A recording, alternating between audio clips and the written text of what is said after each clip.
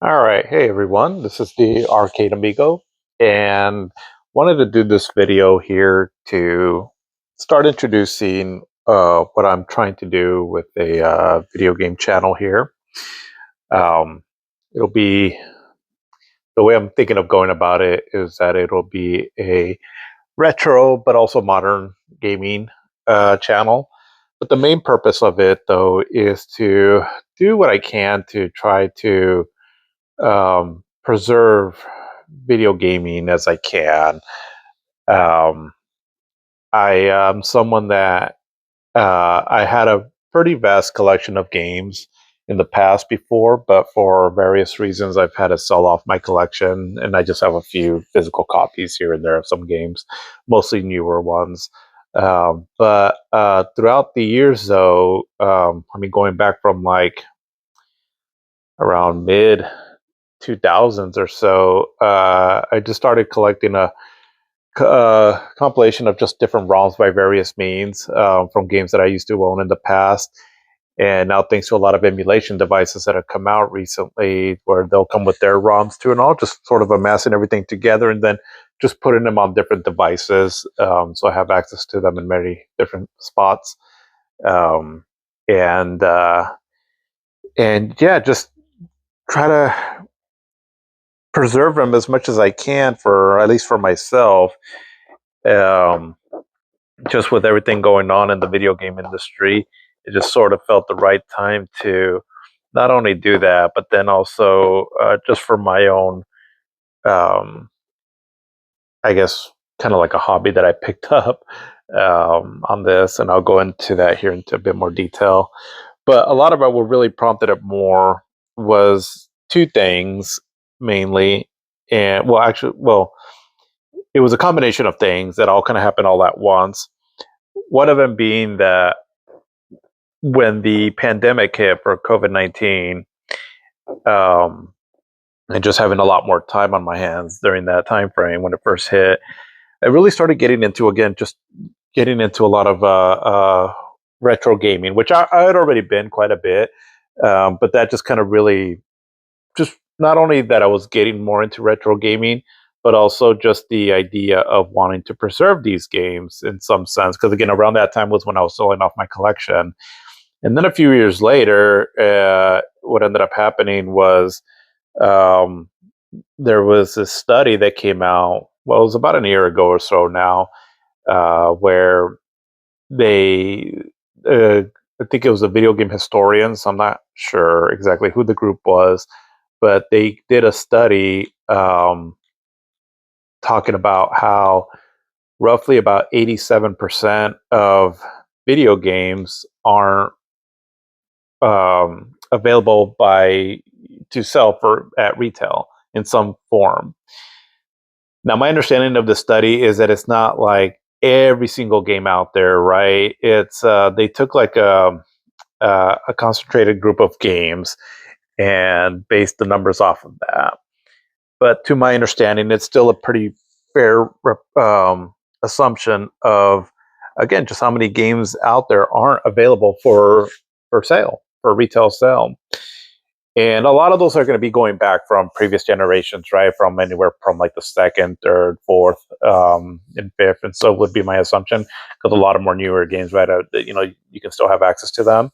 But I think what that's also teaching us is that since those games have gone away, what's going to be happening with some of the newer games now too, as years go on, right? As those start becoming more retro, and especially in this age of digital, where we're starting to see that a lot of the storefronts that were selling games digitally have gone under. So, for example, like the Wii U recently closed down, the Wii also with the Virtual Console, the Xbox 360 Arcade Marketplace, that one shut down recently also. And that was kind of a big one because that was kind of the first, if I'm pretty sure, main digital storefront for video games, and that no longer exists. Um, and so many games were lost during that also that where you were able to obtain the games by illegal means. Um, and so another thing that happened too is again, I think it was the video game historians that they fairly recently went before Congress to try to set up something where a lot of these games could be archived. Um, I'm thinking kind of like how movies are archived in a certain way, where it's government funded, um, and so that they're accessible, right, in some form. Basically, is my understanding of it. But they were shut down, um, with the concern being right for piracy and all. And I'm not going to get too much into that. I will say this though, that for me personally, I love collecting games. I've been collecting a lot of games digitally now, just because one of the reasons that I sold my physical collection is just because just the space really.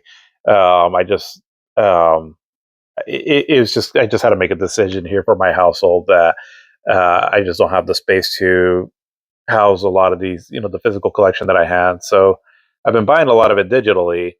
Um, Understanding though, right? Sounds like I'm going to kind of contradict myself here what I'm saying, but I'm also going into it understanding that these digital games that I'm buying, that eventually they could be at risk of not being accessible anymore sometime in the future. So having said all that, right? But I have been buying a lot of games though, just across all the different systems that I have to try to have them in some form where I can have access to them still, whether if it's on again, if I'm buying them digitally on the game systems that I have, or also anything that I can't find that's not available to sell retail, I've been emulating them. Um, and so I will say that my stance on emulation is if it's not available to buy in a convenient retail way, I will emulate it, especially with the prices of some of these physical games that are just getting ridiculous. Because I have been trying to get some of the games um, in an actual physical format as I can, as long as it's within a realistic means to buy them. Um, but otherwise, like I said, right, I'm all for emulation on it. If the games aren't available in a convenient way for retail. Me personally, I'm not going to go out and emulate games for a Nintendo Switch or things like that, because that's those games are available to buy at retail, and so I'll happily pay for those there. But again, right, when the pandemic hit and all, just started amassing the whatever game, some of the ROMs that I already had from years ago, and then just started collecting even further ones. And as all these cool little retro devices were coming out, which I'll show some here in a bit, just started kind of gathering everything together and amassing them all into these digital libraries that I have now in various spaces. So that's kind of what I wanted to talk about a little bit, and then um, just kind of go over a little bit more on where I feel gaming has been for me in the past several years. I mean, I've been gaming since pretty much I don't know, six or so. I was born in 1980, so I was around from the time when gaming really started to pick up. Um, and so I feel like I have a lot of insight that I can provide on games and all. Uh, I don't. I'm not gonna be a place where it's going to be like a complete history with exact dates and all that on things that as they happen and all. A lot of this I'm just going to be talking off the cuff of my memory, but I feel like I've had enough experience that I can be pretty accurate with some of the stuff that I'm saying. But anything that I do get wrong, definitely feel free to correct me in the chat. Um, but yeah, so just wanted to start off on that there, right, on sort of why I am starting to do this here.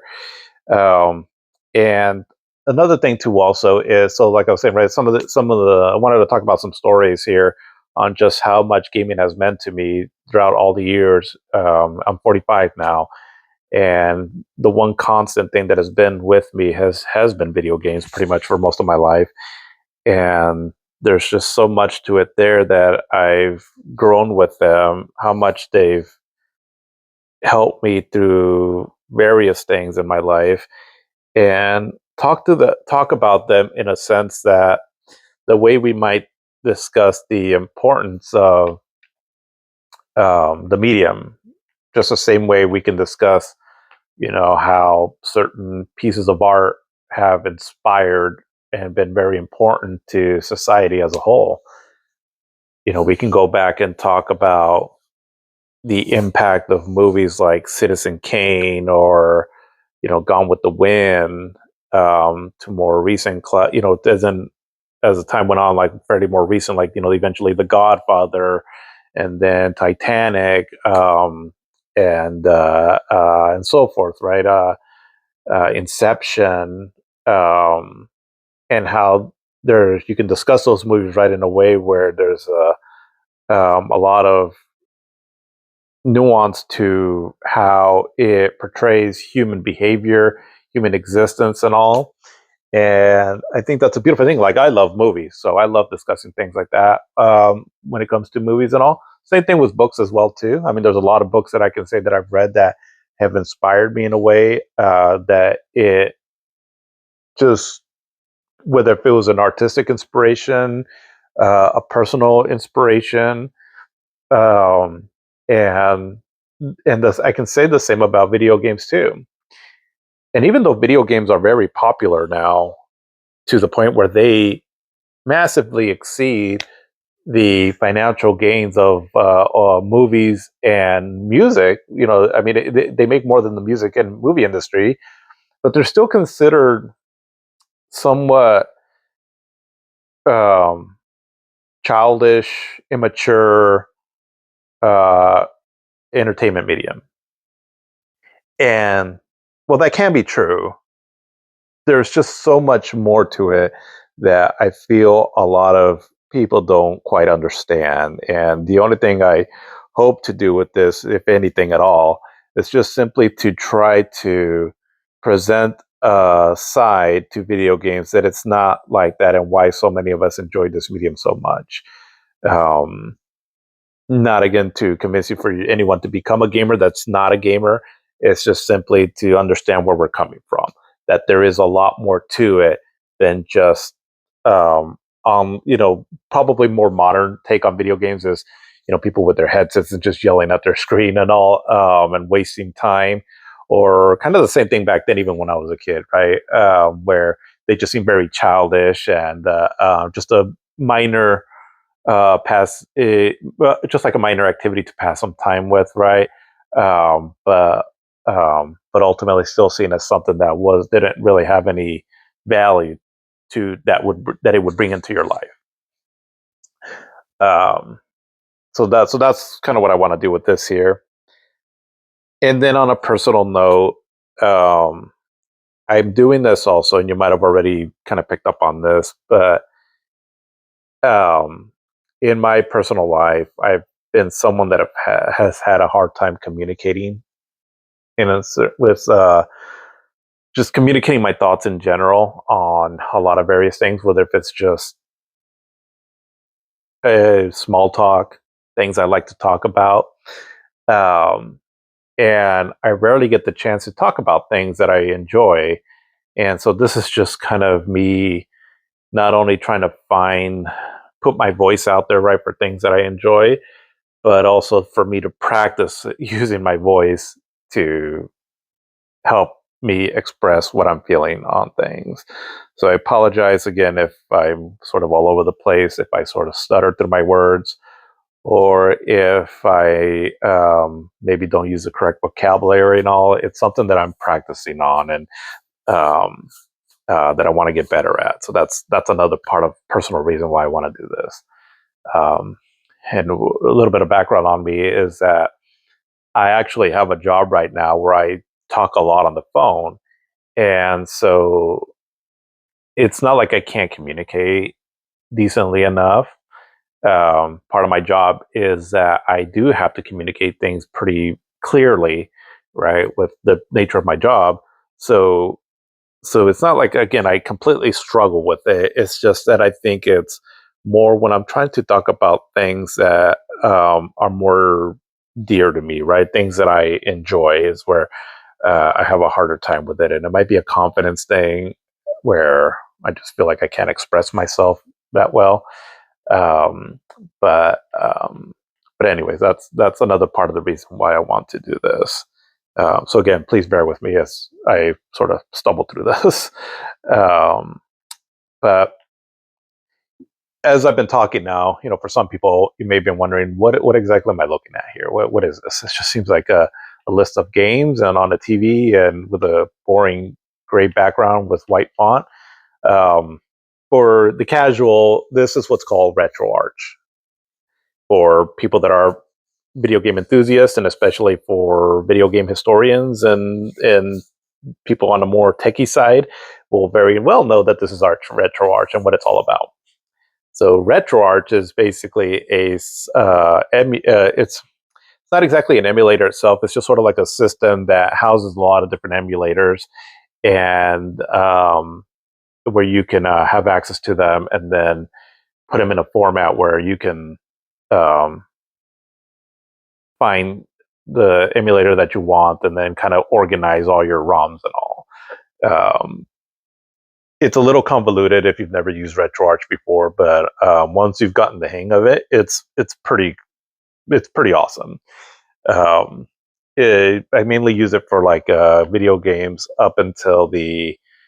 I mean, I have like up to the GameCube and the Wii on here, but mainly I use it more for the things from like the fifth generation down, uh, and just mainly because it just they work, those work well enough on this RetroArch, where from the sixth generation and up, sometimes they just work better on their own dedicated emulators and from that. But anyways, just kind of wanted to start off here as I'm talking, go through some old stuff, and then just I'll start showing video games from a later generation here in a bit as I keep going along on here.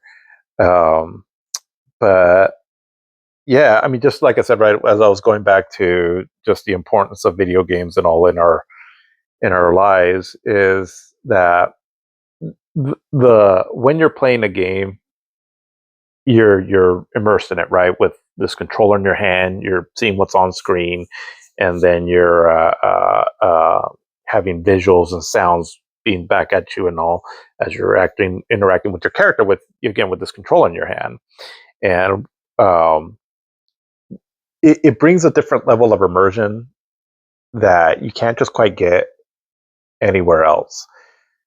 Um, I saw on this podcast that came out somewhat recently with Joe Rogan and Elon Musk, where they were talking about video games and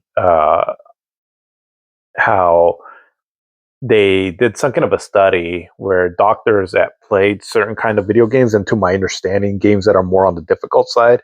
So I want to say things like maybe like a From Software game or like a Ninja Gaiden or something like that, that they tested really high in their, I believe, in their academics, and then also with their hand skill.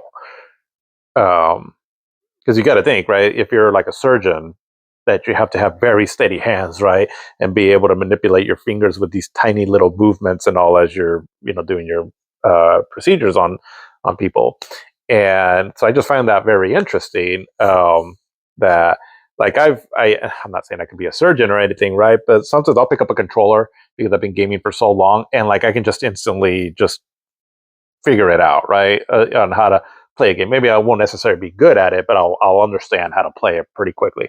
Where someone that's never really played controllers, they're looking at the, something that we take for granted as gamers, right? Like let's say like an Xbox controller, and it's like, oh my god, you got two analog sticks. What's this directional pad? You got all buttons all over the place, and it's just confusing as heck. Where it just comes second nature to us, right? And so apparently those skills can translate into actual real world applications, and so I thought that was pretty interesting. Um, and I mean, there's also studies out there too that'll say stuff like how it can help with retaining your memory, retaining your what's it called, like cognitive thinking or critical thinking and things like that. Because like doing puzzles and such, right, is known to keep your mind sharp.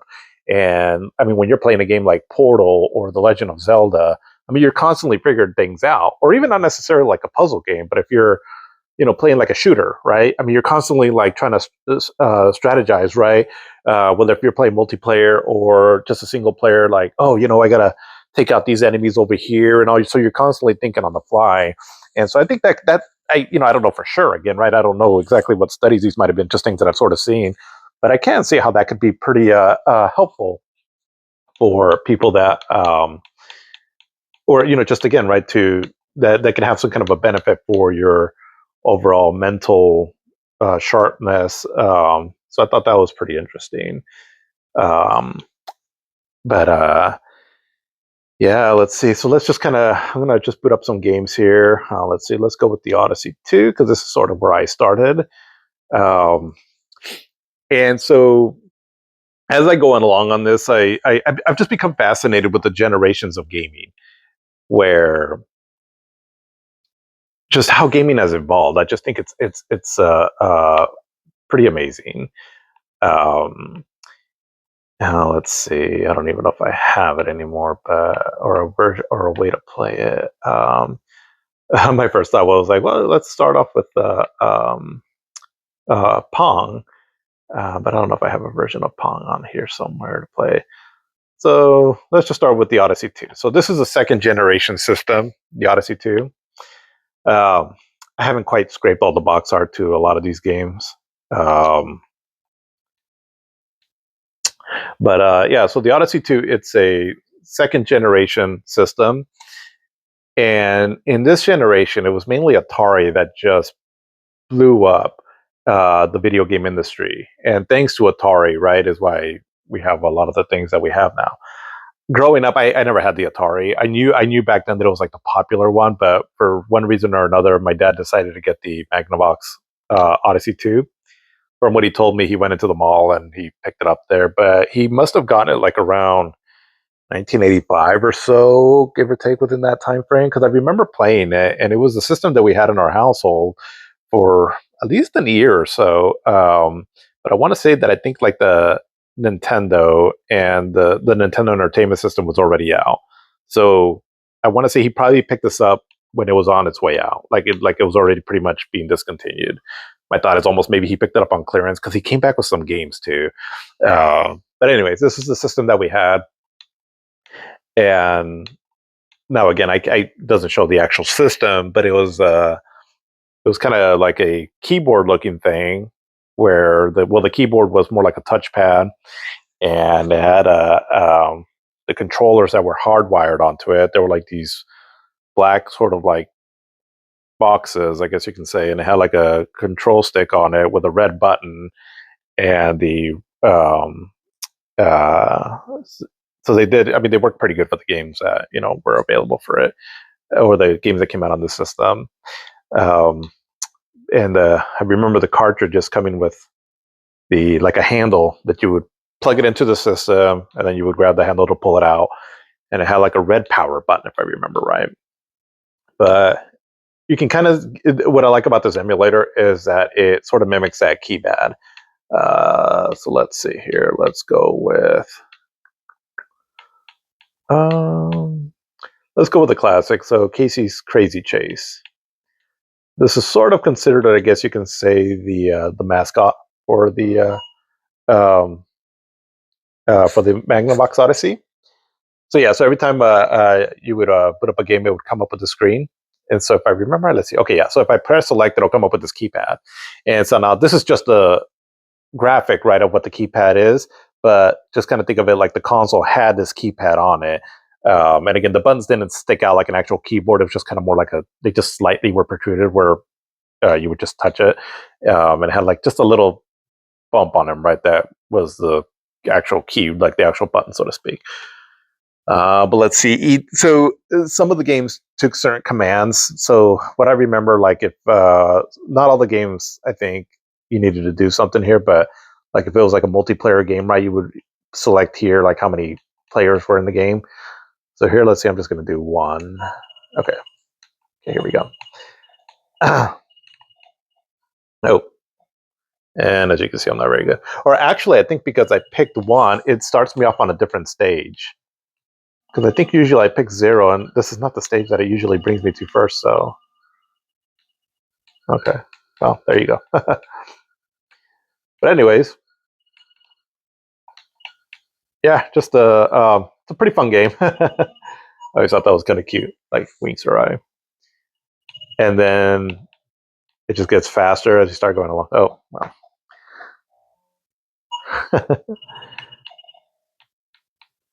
And as you can see, it's very much heavily inspired by Pac-Man. Um,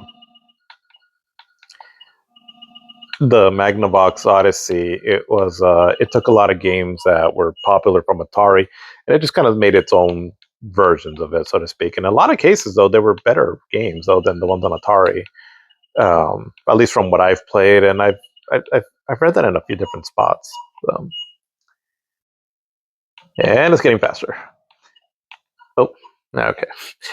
But that's how games were back then, right? It was more like a skill based thing, where not so much a story or things like that. It was just more getting a high score and finding a gameplay loop of some sort that kept you hooked. And now this is a home game, but like in the arcades, right? You would put in a quarter per. You would get so many lives, and then you would put in a quarter if you wanted to continue, and that's how they made their money back then with those arcades. Okay, but let's see. So that was probably the game that we played the most, but I do remember playing this bowling game quite a bit. Let's see, I think it's this one.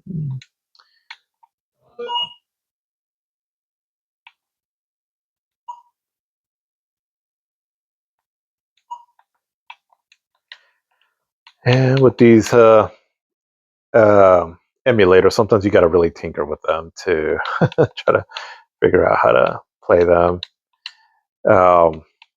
I've gotten kind of used to RetroArch, but it definitely has a learning curve. So with some of the stuff, you might just see me kind of go through again. If you're not familiar with emulators and all that, I'm probably not the person to go over like how to use an emulator or how to get them all set up. There's tons of videos out there that can help you with that. They've definitely helped me, right, with my knowledge on them. But just know that it took me a while to get to the point where I'm pretty, fairly comfortable, right, with using some of the features on like RetroArch and such. But yeah. I remember playing this game quite a bit. And so, because you can choose how many players, and so then you would just alternate the controllers, because they came with two controllers, but you would alternate between them amongst the players. Um, and so I remember playing this quite a bit with my family.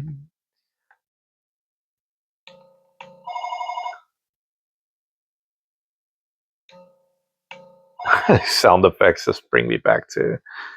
They're just very nostalgic. They definitely take me back to remembering my childhood and all. Kind of like the way music can sometimes do that, right? Um, that's definitely what these sound effects will do for me, also, and then some of the music and all.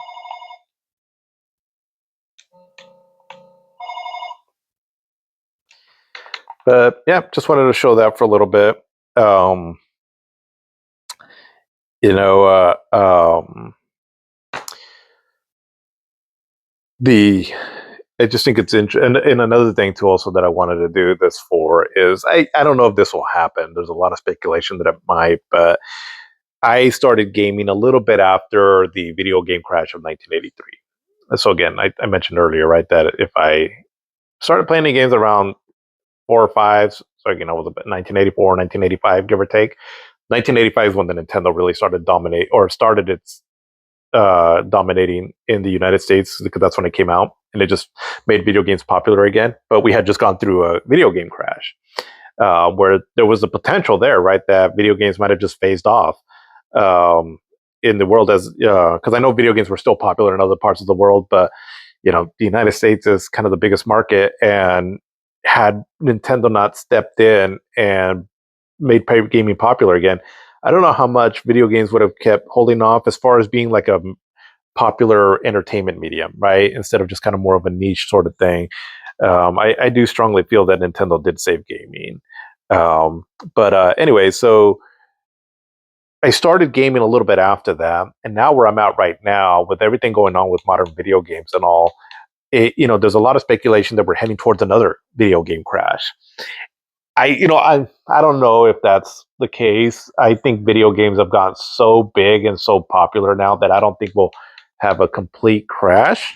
But what I could see happening though is the AAA gaming scene taking a big hit of some sort.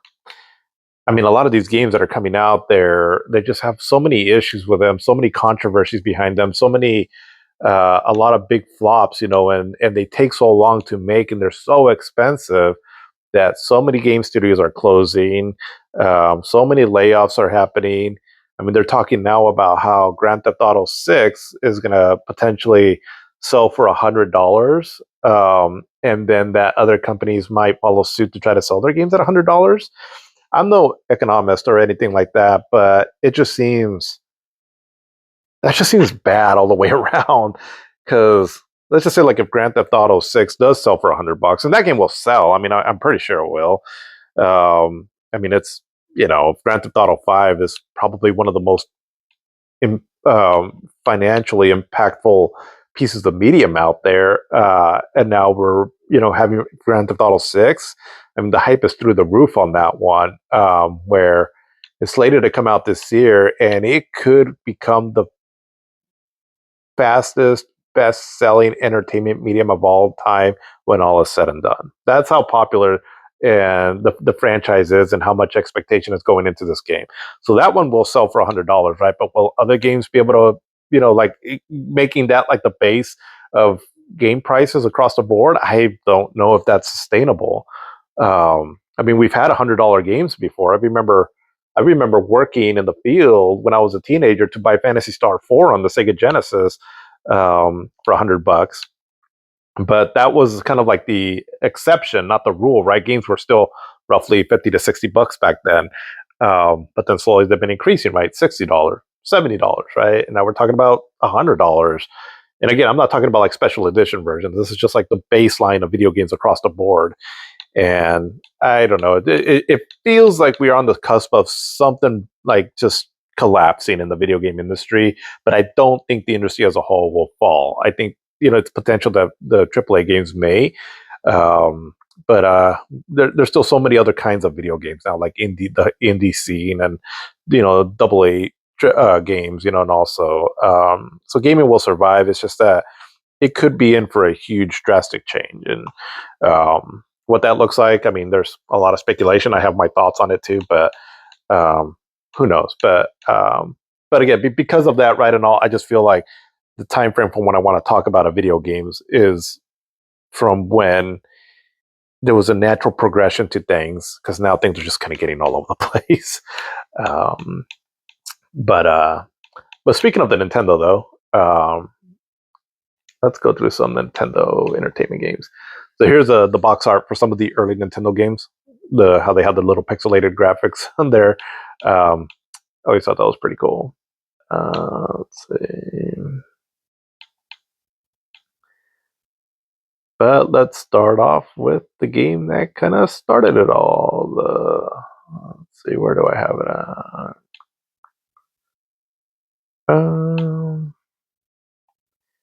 As you can see, right, so many games. But what I'm looking for is Super Mario Brothers, and I had it down there. I'm sure you saw it. But there's the version. Excuse me, that version though, the one where it's just a ROM by itself. I always kept finding the European version of it, and one thing I didn't know is how it the music is sped up in it. Um, let's see. Well, let's just do this one here. But you'll notice here, right, that how the music is again kind of sped up on it. And I always thought, I was like, what is wrong with this? And I looked it up, and apparently it just has to do with the PAL version of the game. So can you hear it? It kind of seems like it's more sped up.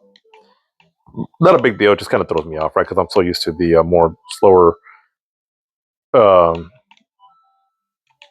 slower version of the music. But I guess if you're from Europe, this might be more normal to you. I'd be curious though if anybody has any experience with that.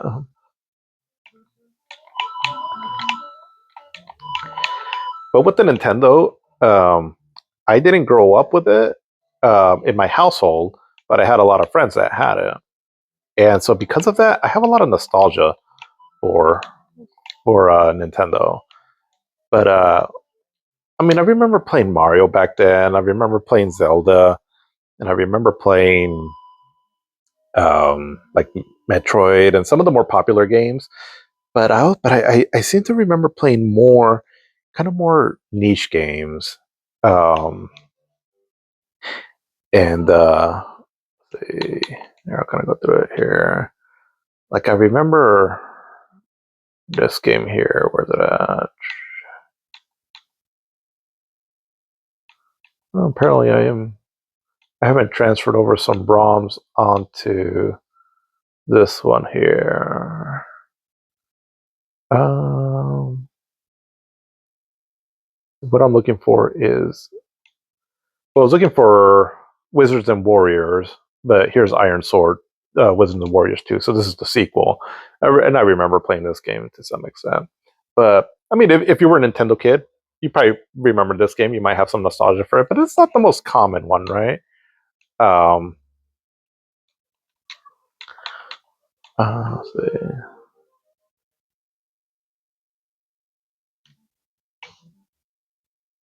Oh yeah, this music. I just remember this music.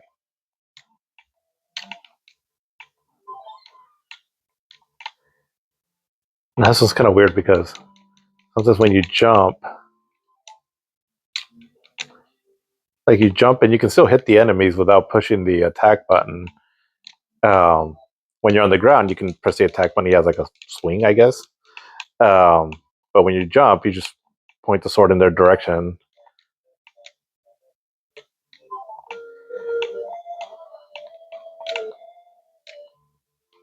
But yeah, I just so I'm playing these games, and so again, the Nintendo games I would play at a friend's house, and we'd be in his kind of a he had a pretty nice house, and so they had like it was a 3-story house, but the second story was, or I'm sorry, the there was like the base level or the first floor you can say, right, which is like the ground level floor, but then it had like a downstairs where it had a almost like a second house down there, and then they would have their upstairs rooms, but in the basement kind of area, they had like a nice little second living room down there, and my friend had a pretty decent sized TV for the time back then, a CRT TV. And I just remember sitting in front of it with him playing games like this. So this does definitely take me back. And well, anyway, so as I'm playing games like that, right? You know, this is where I really started kind of finding my interest in what kind of games I would eventually really start liking. Um, which ended up being kind of adventure games, games with a story, that type. Um, so just a quick little history, I guess, on what kind of games I'm really into is there's pretty much not a genre out there that I haven't been able to get into a game at least to some extent. But I generally gravitate more towards like RPGs, adventure style games and such. But I mean, I love platformers, racing games, fighting games, some strategy games, puzzle games, sports games. I like some. I don't do multiplayer anymore. I did a little bit before in the past. Wasn't too hardcore into it back then. I think my multiplayer days were more from like up until like the fifth generation, where I just had more people around me, like family and friends and all. When I was younger, we would play more couch co-op, and those were the times for me for multiplayer. That's where I really enjoyed multiplayer games. But then after that, I got a little bit older, so a lot of people that I knew, right, just weren't really playing games that much anymore, and so I wasn't really playing them, uh, in multiplayer anymore. But it was also around the time that online gaming started picking up, and I played around a little bit with online gaming, but it just wasn't my thing. I was like, okay, I'm not. This just it just wasn't for me really. And it was also because there was a lot of really cool immersive single player games coming out, right? That's just kind of more where I gravitated towards. Um, but The Legend of Zelda, um, another classic.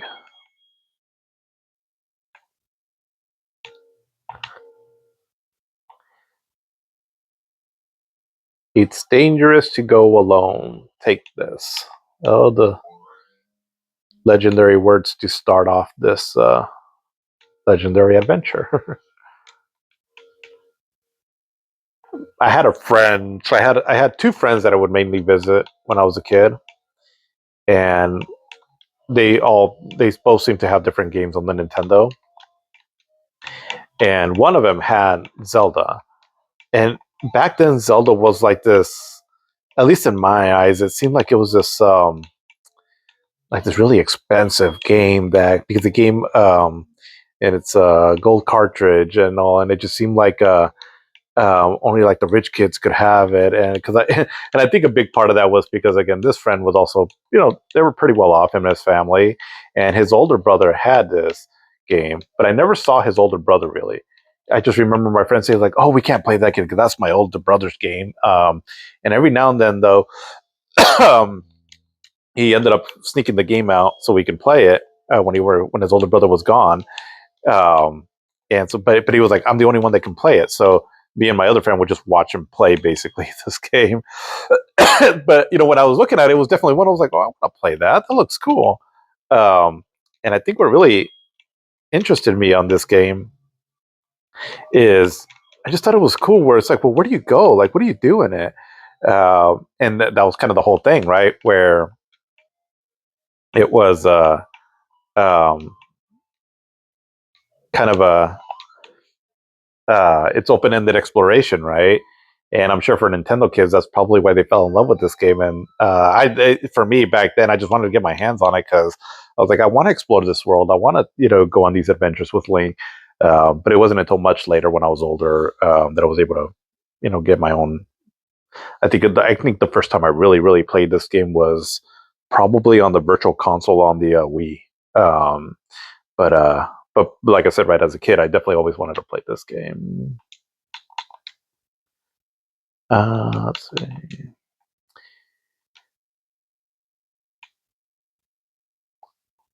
Yeah, but if you have any memories on Legend of Zelda, I'm kind of curious, right, for to hear those stories, because it seems like it's a game that if I was a Nintendo kid, that I would have definitely have enjoyed. And same goes for this one here too. Also, Metroid. Again, I remember playing this to some extent. Maybe we rented it back then. I'm not quite sure, but it was kind of the same thing where I was like, this game just seems like a lot. Like, what do you do in it? Where do you go? Oh, it's you can kind of explore. Oh, that's cool.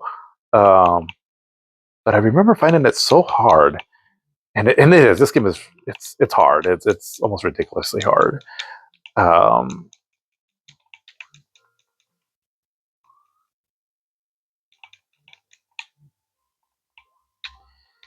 but it inspired me a lot though, where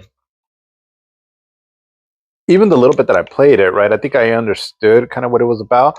So it inspired me so much that I remember in school, I would take just some, paper, and I would map out levels, and I would make them like kind of interconnecting levels, so kind of like Metroid. Um, I'd almost forgotten that until right now. I started playing this game, and I remember I would pay like, okay, so this door goes into this uh, part of this world that I was creating, and um,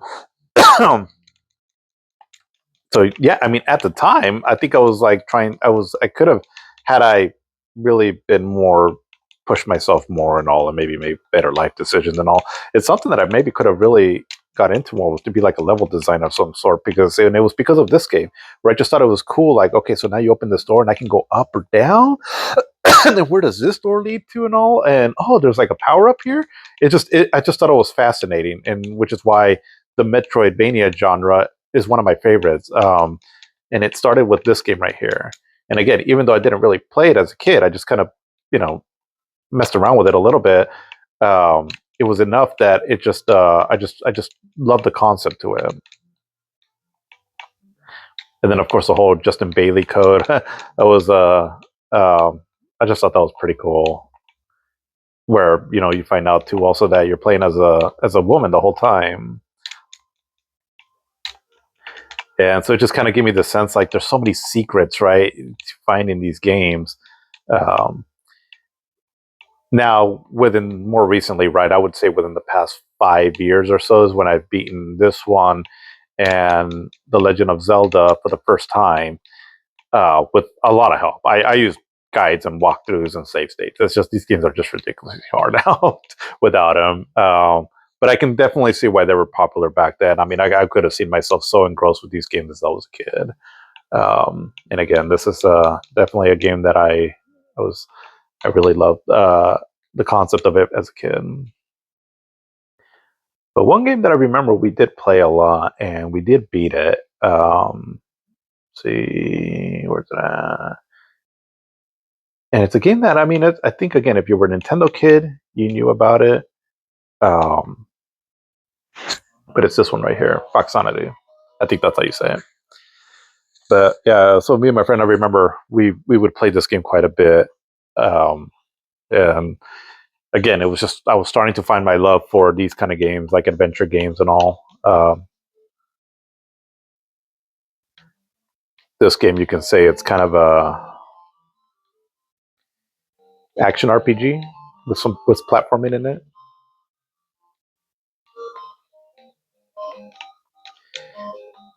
The platforming feels pretty good. You jump, but it just kind of comes almost like a bag of concrete. He just boom shoots right down. But it's pretty tight. Oh.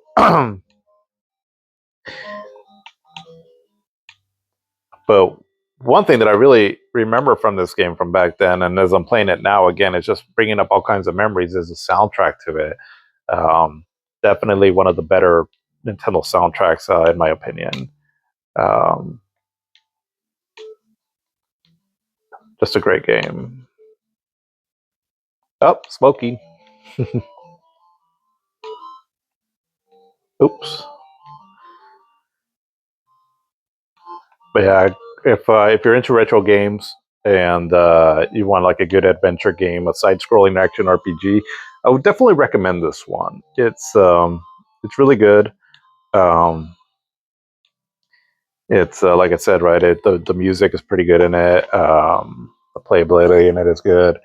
Um, for its time, it's a fairly lengthy quest. I mean, nowadays you can probably beat it in just a few hours. But it is cool though. It's very the story to it. I mean, again, these games back then, they could only tell so much of a story. Um, but it is pretty cool though. Like I said, I remember definitely getting into this game back as a kid. Let's see, and the Final Fantasy game that started it all. I never played this game as a kid. Um, I'll go into Final Fantasy a little bit later, but this is I've gone back to this and messed around with it a bit, and it's just interesting how I'll say this now. Final Fantasy is my favorite franchise of all time, so it was interesting just going back into this and checking out this version, which I will admit is pretty difficult to get into. Just because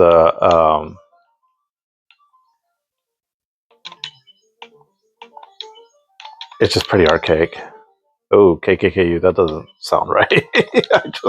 I just kind of went through some buttons there. Yeah, sure. I just kind of want to just kind of get into the game.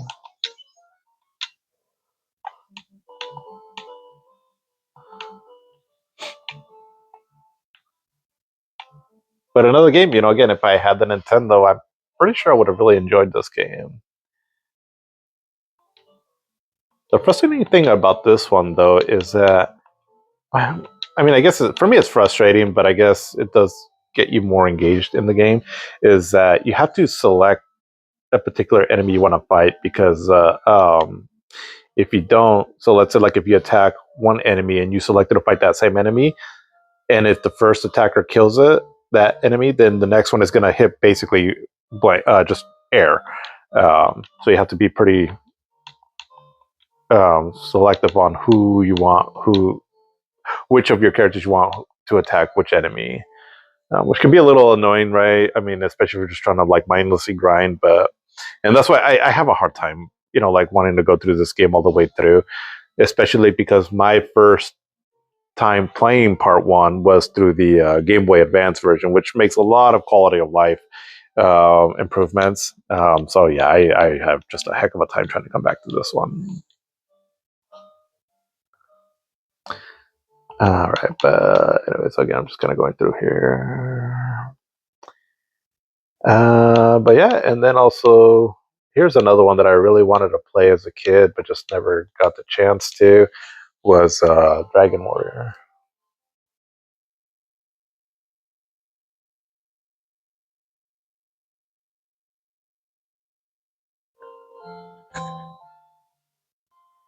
Even back then, the composers of these video games just, they were just geniuses.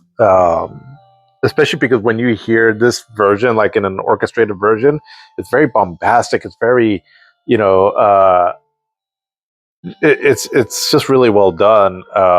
So yeah, I mean, it's they were just uh, they were just masters of their craft, basically.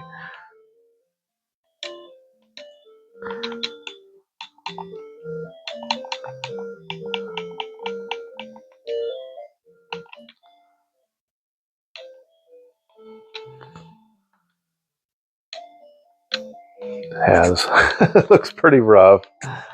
Here's another game too, also, right? That there's just a lot better ways to play this game, unless you're just really hardcore into wanting to play the original, which is good. I mean, it's good to come back to some of these games and just kind of see where it all started.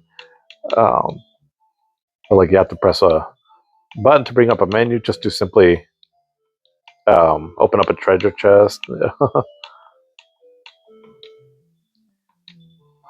or even just to talk to someone.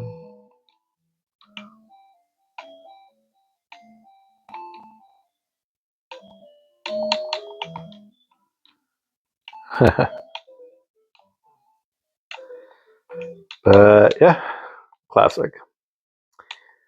But the system that I grew up with, though, in that we had in our household, was the Sega Master System. Um, this one here, I mean, this is, um, I mean, it just takes me back to my childhood so much. And this was it right here. Hang On and Safari Hunt.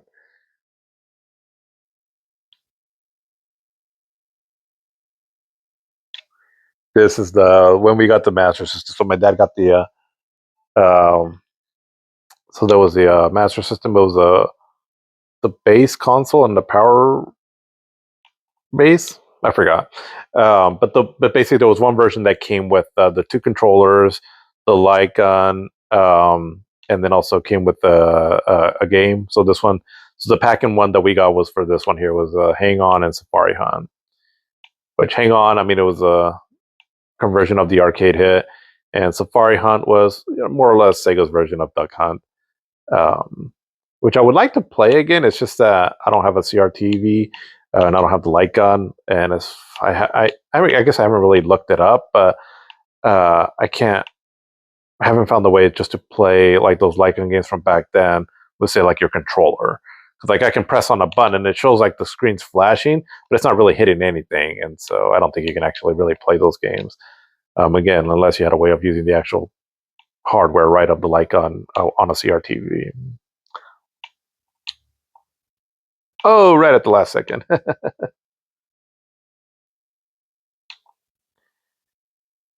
I thought this was pretty impressive where the scaling on this and all, I mean, it looks like it's almost running at, I mean, I can't be for sure, but almost like 60 frames per second. And I remember this game just looking really like it was really high res and the smoothness of everything for the time that it was. I just thought it was pretty impressive. So what's interesting is again that so I like I said I prefer now like adventure games and all and when I would play games on the Nintendo that were a lot of adventure games is what I ended up preferring. But because I had the Sega at home, I still grew this fondness for a lot of like arcade fast paced games because this is what I had to play, right? And we would play it over and over and over.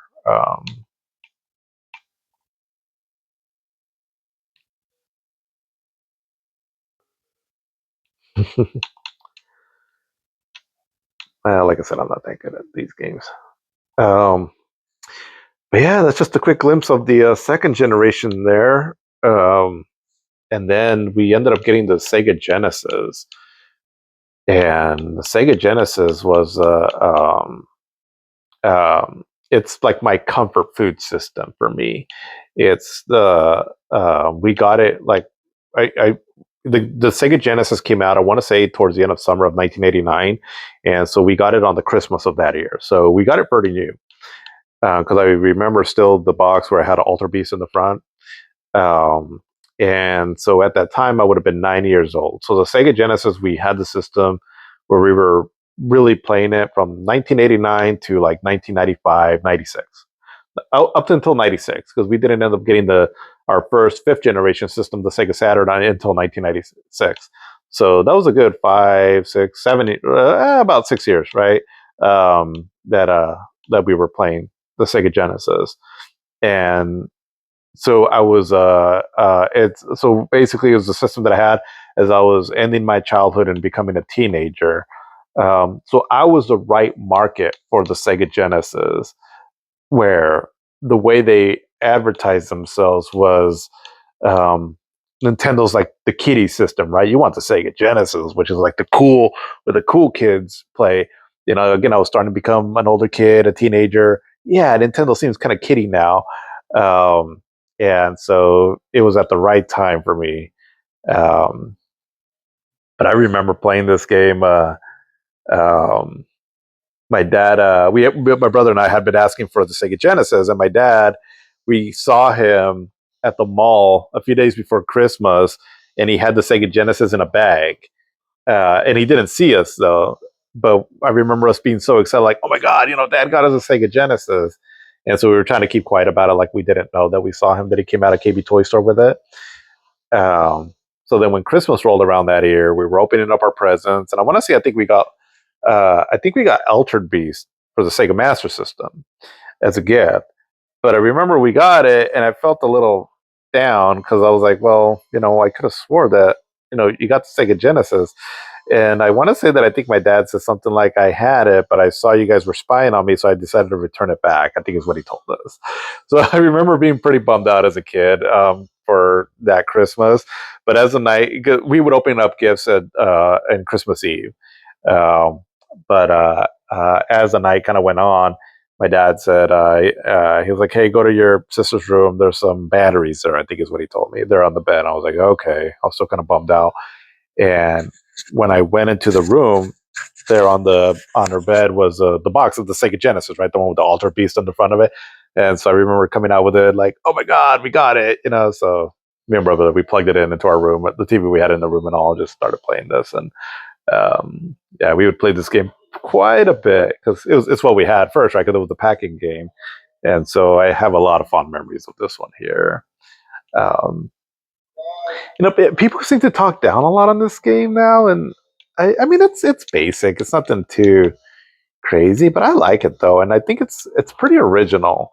Um, I mean, again, the mechanics aren't anything complex and all, but it's just, I mean, it's like, come on, you get these power up steroid balls, I guess, if you want to call them that.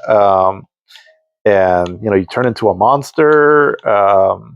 You go deeper into the pits of hell to fight this what's his name, Neff or whatever his name is, to rescue Athena. I think it's very creative. Um, I would love to see like a updated version of this. Like the way I would like to see it done is kind of like they did Streets of Rage 4, like the same, because Streets of Rage series was a beat 'em up, and Streets of Rage 4 was also a beat 'em up, right? Just was more modern graphics and all, but still kept the 2D style, something like that. I would like to see something like that with Altered Beast. Um, but there's been some follow ups to this game. I want to say I know there was a PS2 beat 'em up kind of game that only came out in Japan, and I think the Game Boy Advance had something about Street Altered Beast. I don't quite recall what. Um, but yeah, it was cool though because I mean, obviously this is a jump up right from the 8-bit systems, and it was pretty close to the arcade. Not arcade perfect, but you know, also not bad either. Um,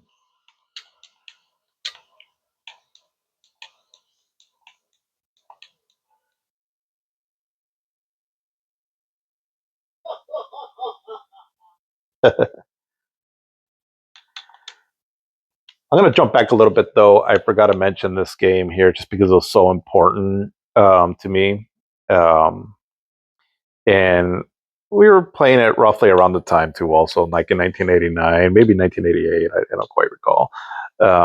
But Fantasy Star here, though, on the Sega Master System. My cousins had this game, and so my cousins that lived fairly close by to us, uh, they ended up getting a Sega Master System also. So it was kind of cool because I had a group of friends that had the Nintendo system, but then me and my cousins had the Sega system. So we all had that cool experience of going back and forth between Sega and Nintendo. Uh, now at the time, I knew Nintendo was more popular. I just didn't know to quite what extent because in my small little kid brain, because we were just going between the two of them, it just kind of seemed like they were almost on equal ground. And so that's where I had a lot of love for Sega back then, right? Because I just thought that they were neck and neck with Nintendo. Like maybe Nintendo's winning a little bit, but Sega's still in the fight. Not until later, right, that I saw just how much Nintendo dominated the third generation. And really, the only reason I had fond memories of the Sega was just because we just happened to own it. But this game here, though, it's in my top 10 favorite games of all time. I always go back to this game at least once a year, almost. I just love it.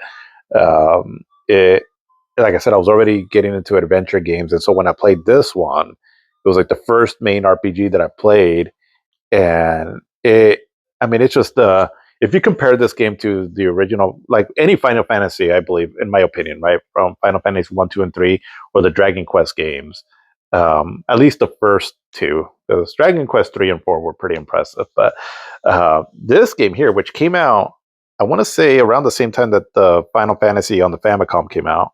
um, I mean, this one is leagues better than it. Just the graphics, just everything about it. I just think is way better. The overworld, the playability to it, and all. For me, it's just leagues better. Um, and yeah, I mean, after I played this game, it's like I wanted RPGs, right? Like and they were pretty rare back then. But I was like, I want more of this here. Um, yeah, I mean,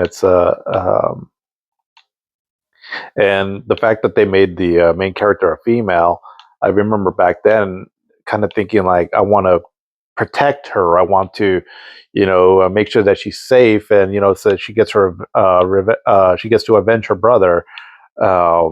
And so a lot of times, there's like this kind of I guess you can say like a stereotype or whatever, that male gamers don't want to play as female gamers, and it's not the case. I mean, like I said, this is this and Metroid, right? I mean, I didn't have a problem playing with it back then, and I never did.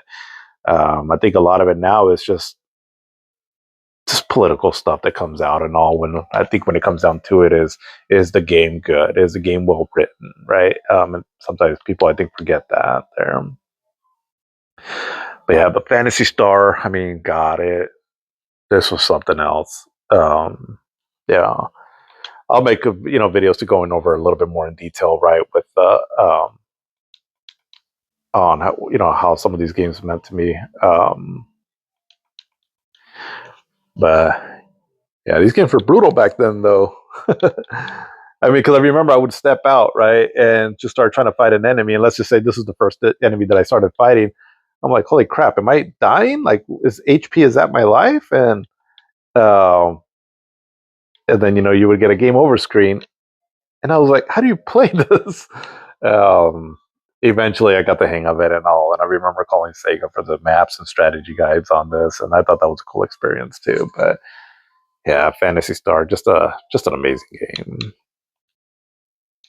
If you want to play that one, though, I would suggest the one on the Switch on the Sega Ages lineup, just because there's a lot of quality of life features on it that just make that one just so much better to play. But yeah, the Sega Genesis, so Fantasy Star, the first one, just blew my mind, right? So when I saw that Fantasy Star 2 was coming out on the Genesis, um, I was like all over that, right? I was like, I need to play this game. And I got my chance so my cousin that I mentioned, he had a friend um, that lived across the town, on the other side of town where I lived at. And so I remember he set it up so that if I wanted to borrow games, that he would let me borrow games. I just needed to go over to his place to get them. And he was a little bit older than me. I mean, at the time I was like 10 or so. I guess this guy was like almost like a teenager at the time. But I remember riding my bike over here, and again, I didn't know this guy. I was like, "Hey, my cousin. He said I could stop by and borrow games. We can switch games and all." So I remember he let me borrow this because this is the first one that I wanted immediately. Um, and so yeah, I remember grabbing this game from him and then riding all the way back home. And it took me a while to beat it, but I finally did. And I also borrowed Sonic the Hedgehog from him too, so that was the first time I got to play that game too. Um, but yeah, I mean, this game here. It's another all-time classic for me. I just love the world of Fantasy Star. It's just the combination of like sci-fi with some medieval elements. This one leaned more heavily on the sci-fi than part one. Um, but it's pretty ahead of its time because it's talking about like Mother Brain is controlling everything through networks and all. I didn't quite understand any of that as a kid, but now it's almost like Mother Brain was like the supercomputer, um, and it was just governing our lives, right? Almost like it's feeding everyone propaganda and all that. Remind you of anything like nowadays. So I thought it was pretty ahead of its time. And the graphics are decent. Um, Part of it I like more than part one, but other parts I thought part one looked better. So I was a bit disappointed in that, but the story to me at that time I thought was really impressive. Um, and there's a certain scene where I'm going to say this now. Every game that I'm not going to talk about here and all, I'm going to just spoil it, right? So if you're sensitive to spoilers, just keep that in mind. But it um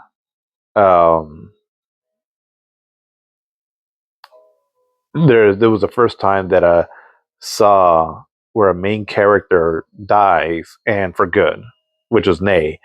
Um, and I remember being heartbroken about that for a while. I was like, I can't believe this just happened. And it was it started kind of showing me, right, just what video games can be all about. Um, but yeah, this game definitely just another game, right, that just fueled my imagination. The ending I thought was great to this too. Also, I love this intro scene too. Just the two women there and all. I don't know really what they stand for or anything because they're not in the game as far as I know. But I just thought that looked cool, right? Um, but yeah, Fantasy Star. So there was a life to the Sega Genesis before Sonic came out. I mean, that was almost like 2 years that Sega went right without Sonic. Um, and there was some pretty cool stuff there too, right? But if you were, I mean, we, like I said, right, we had the Sega Master System, so I was already a hardcore Sega fan. But I think a lot of people just didn't really experience Sega until the Blue Blur came out. The Blue Blur came out. Um, And it is. I mean, it was it became popular for a reason, right? I mean, just look at the color on the screen. I mean, it's insane that the Sega Master System, or not the Sega Genesis. I mean, I want to say it had a total of 512 colors, and it could do 64 on screen at a time. I think. Um, and I'm looking at this, and I was like, that doesn't seem like 64 colors. So pretty impressive.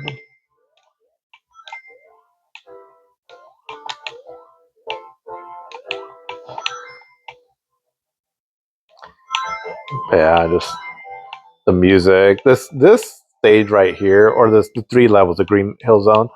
Um, it's just some of the funnest stages to a game, like to start off of all time. Um, I mean, it's just hella fun. You're zipping through the colorful background. The music is very catchy. Um, a lot of people um, feel like Sonic the Hedgehog, this one here, hasn't aged quite well. And I think a lot of it is because Sonic is fun when you're going fast. I don't mind the platforming too much on it, but it's really more about the speed because that's what really separated him from like the likes of Mario. But I don't mind this game at all. I think it's still fun, and sure, like when you get to the Marble Zone, things kind of slow down a bit and all. But I don't mind it too much. But the later games definitely focus more on the speed. So I think that's why Part Two and Part Three were just a lot more popular. Um, but even then, though, I mean, just a fun game. And yeah, I mean, the Sega Genesis just had banger after banger that were just coming out. Streets of Rage too. I mean, the music to this game just still hella cool. Um, part one was good, but there's just this game just improved everything so much more that it's kind of hard for me to go back to part one. Um, the graphics, there were just the gameplay's a little. I mean, it's still a beat 'em up, but just because of the nature of the graphics, I think, and all, and just the you just have more moves to do. Um, this is the one that I just keep coming back to.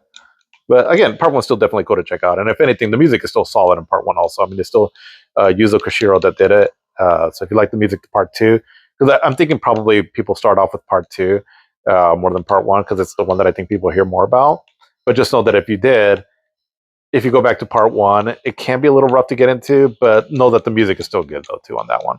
And if anything, I love the boss music more to part one than the other ones.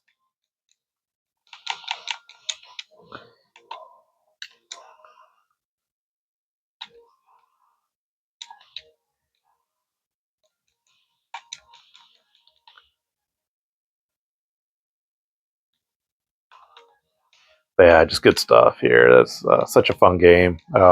A blast to play in co-op. Um,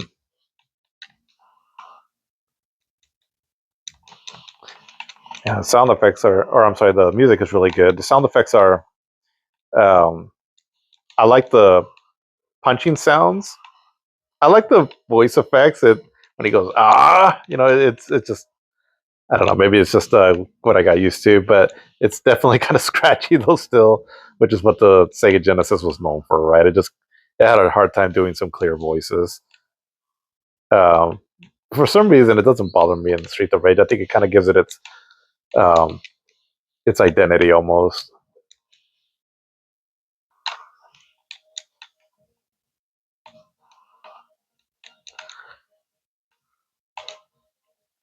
But yeah, Streets of Rage 2, just another classic. For me, the Sega Genesis. Here's another very great game early on in the Genesis life or lifetime. Um, but the Sega Genesis to me, because this is when the console war started, right? The Sega Genesis versus Super Nintendo. And for me, what it came down to, because ultimately, when, again, I was a hardcore Sega fan, the Super Nintendo, I didn't quite experience as much as I did the Nintendo system. So back then, I just had more experience with the Sega Genesis, and probably why it's my most nostalgic system. But afterwards is I got to experience both systems now. I've played quite a bit of Super Nintendo games since. What it comes down to for me in this console war, if we're still debating this, is if I want like fast action, pick up and play, cool arcade style games with some kick-ass music and all, for like the good games, right? Is I'm gonna go to the Sega Genesis. If I want more methodical, practical, adventurous games with really good sound quality, right? Like symphonic kind of sound styles and all, then the Super Nintendo's it for me. Um, and that's why I think that this console war was just one of the most iconic because they were just very different. Um, and their difference in the games that they had, but also just in their philosophies too. Um, and um, there was a lot of games too that were multi-platform games, but they were very different. I think probably the most popular one is Aladdin, right? Where just two very different games. But if you're coming over to the Super Nintendo side, I mean, you had this game here, which at the time I remember thinking I was like, oh, this game is just looks a little bit better than the Mario's on the Nintendo system. Mario's lame and all. Sonic is so much cooler. But as I got older, matured some and all, and started appreciating Nintendo more. Oh my god, that's a quick way to go. But yeah, this game is amazing. It's my favorite 2D platformer of all time. It's just so fun. And here's another game too, also that I beat fairly recently. Um, as you can see, I can't talk and play. I'd be a horrible streamer. But all the secrets that are in it and all. And after I beat the game, literally it was just a few months ago that I beat it for the first time. And I remember thinking, I was like, wow, this game is there's so much depth to it. It's so fun. It's so colorful. It's just it just very much encompasses what a fun video game is. It's Nintendo at their peak, right? Because that's what Nintendo does really good, and they just do it so well in this game.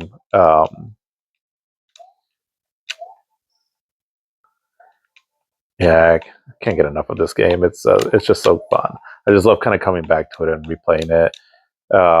Which usually I'll play several levels into it, right, and then kind of drop off of it.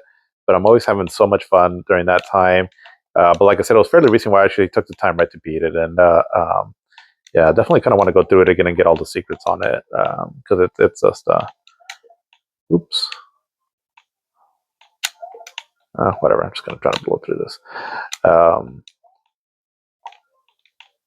And even though something about the graphics that they looked a little bland, because I remember I'm comparing this to Sonic, right, when it came out, and the graphics looked a little bland to me back then compared to Sonic. But if I look at it now, it's still a really good looking game, especially for being a launch title. Um, yeah, I mean, hands down, like I said, my favorite 2D platform of all time. If you like video games and you want to get back into video game or old school games, if you have not played this one or you want to know what a good starting point is to a platformer, absolutely this one, right? I mean, it's definitely in the. I have my own top 100 games of all time. I know a lot of those games probably a lot of people probably wouldn't be able to get into. But if I were to make a top 100 list of games that people that I really feel should play, if you want to kind of get the feeling of video games overall as a whole, absolutely this one would not only be on that list, but amongst the in the higher rankings. Um, so yeah, so Super Mario World, just it's just a great time. Um, and yeah, I mean, so many again the Super Nintendo, just so many great games on it. And for me, the um, I mean, probably there was two games that I really felt that stood out for me on the Super Nintendo. That it got to the point where I was like, I need to get these games at some point. Like, I absolutely want these games, and it was Super Metroid was one of them. So this game came out in 1994. I want to say sometime around the spring or early summer, give or take, of 1994. And around that time, so it was getting already towards the later half of this Nintendo's lifespan with the Super Nintendo, and a friend of ours had the Super Nintendo, and so he came over, um, and I remember when we rented this game. Again, I already kind of told you a bit my history with Metroid. So then when I started playing this, this game is, again, it's known as one of the greatest games of all time for a reason. The kind of mysterious song here kind of gives me vibes of like the Aliens movies, which I was a huge fan of already. Um, and I just thought Samus was a badass. And when you actually start playing the game, the level designs, were just I just found that fascinating how they interconnected these levels because back then, I mean, I would have been 14 years old at the time, and I just remember thinking, this is just so creative how they can piece this together. Like if you go here, you end up on this part of the map, and then this power up opens up this part of the map. Like I just thought it was fascinating that they thought all that through. Um, and not only that, like, if you see speedrunners, right, go through this game on how they've almost been able to crack the game. And I don't know if the developers made it like that intentionally or if they just kind of cracked the code, so to speak. Um, but I just thought it was cool. Um, you know, that depth in the level design. And like I said, it's one of my favorite genres, right? These Metroidvania kind of games. Um, they're just cool to go through.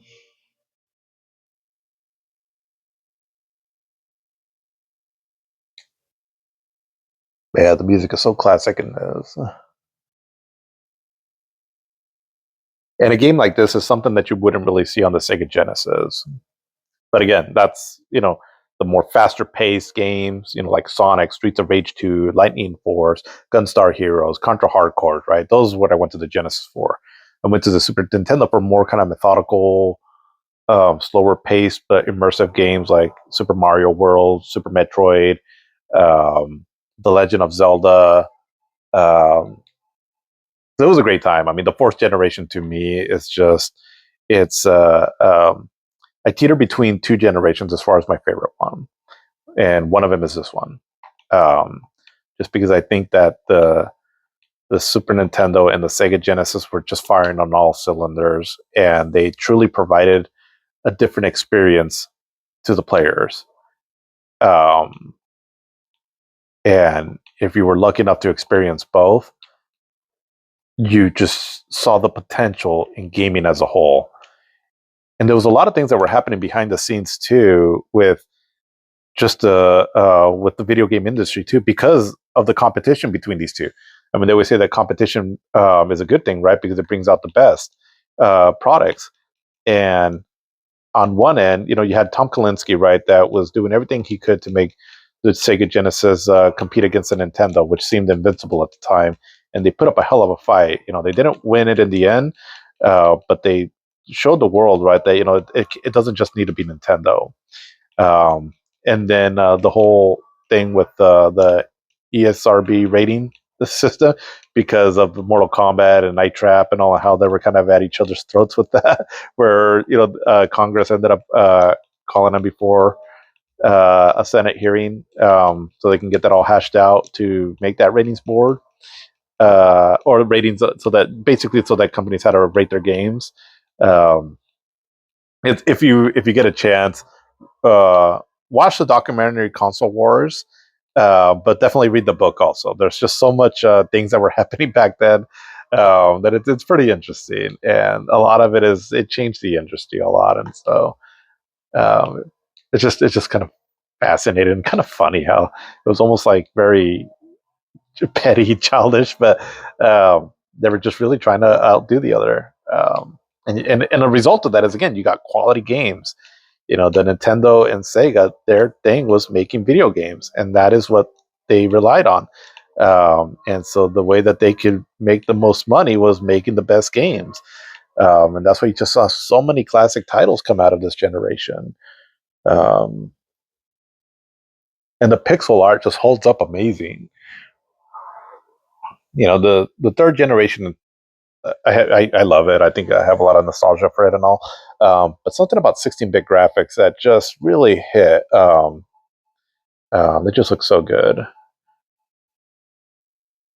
Anyway, Super Metroid. But another game too that really sold me on the Super Nintendo. Again, my our friend had come over and brought this over because we were seeing just a lot of good reviews on this, and so we just really wanted to play it. And it was this one here, Final Fantasy. Well, what we knew it at back then as 3, which really Final Fantasy 6. But this one here, um,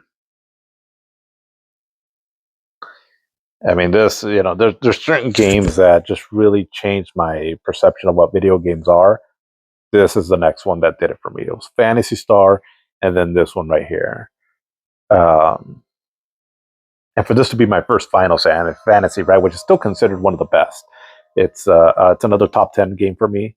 Um, it's so good.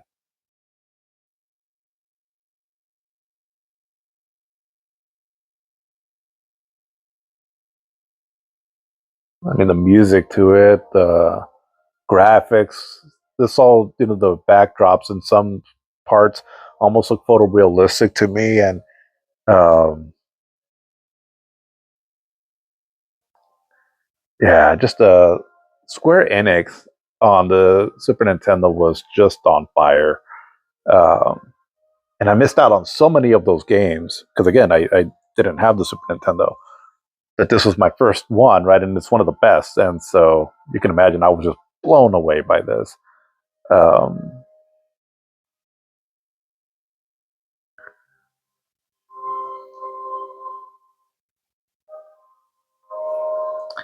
it's interesting too if you ever read about like what happened with the translation on this game. The translator Ted Woolsey, I believe, he had like something like 30 days to translate the whole game, and not only that, he because of the differences between like English characters and Japanese characters, they had to like words. Like when I mean character, I mean like the words and letters. Because they're so different, they had to cut down the script considerably. So it's like you have all this text, and not only do you have to complete it in 30 days, you have to also find a way to condense it all and still get the meaning of the story more or less across. Um, which, because of that, the translation on the Super Nintendo one can be um, it has a lot of errors and has some pop culture references and all that. A lot of people are not quite a fan of. But even then, I mean, whatever the case, I think that was just highly impressive how he was able to do that, and still get this game to us over here because this game is stunning. Um, there's been a lot of revisions of this game in the years that followed, so there's other ways to play it to get a more accurate translation. Um, but at the time, right, for what we had access to, this game was amazing. I mean, this part right here, just so cool. I mean, these names I would eventually really know to become who they were, right? Hironobu Sakaguchi, Yoshinori Kitatsu, or Kitase, I mean, I'm sorry. Um, Ken Narita, just, they became legendary right as they kind of went along in their career. Tetsuya Nomura, he was a graphic director in this one. And I think he did some of the characters, but yeah, Nobuo Uematsu. I think Tetsuya did Shadow, um, Yoshitaka Amano. I always thought that the like the concept art of Final Fantasy, so like what you would see in the covers and all, the the very like very the flowing lines that he used to do with a lot of the character design. I just thought it looked very cool, and I remembered an anime Vampire Hunter D, and that I liked the art style of that. And so later I found out that Yoshitaka Amano did the art style to this too, and so I just thought it was cool, his style. Um, yeah, this to be just one of the my favorite intros of all time. Um, it's just done so well.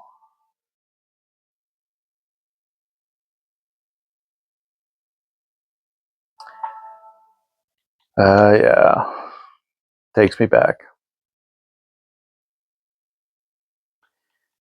And another game too is this one. I'm sure for anybody with some bit of knowledge of video games that knows this one here. Chrono Trigger. I have to think that we got Final Fantasy VI in 1994, and then we got this one in 1995. Just two of the best games of all time, considered by many like that. It's just insane to me. Um, the amount of quality titles that were coming out, like one right after the other, back then is insane, and something we probably took for granted back then.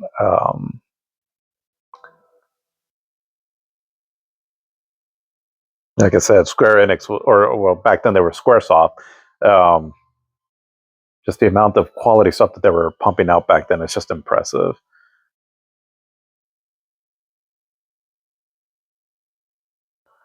Like, look at that backdrop. I mean, the artistry behind it is just amazing.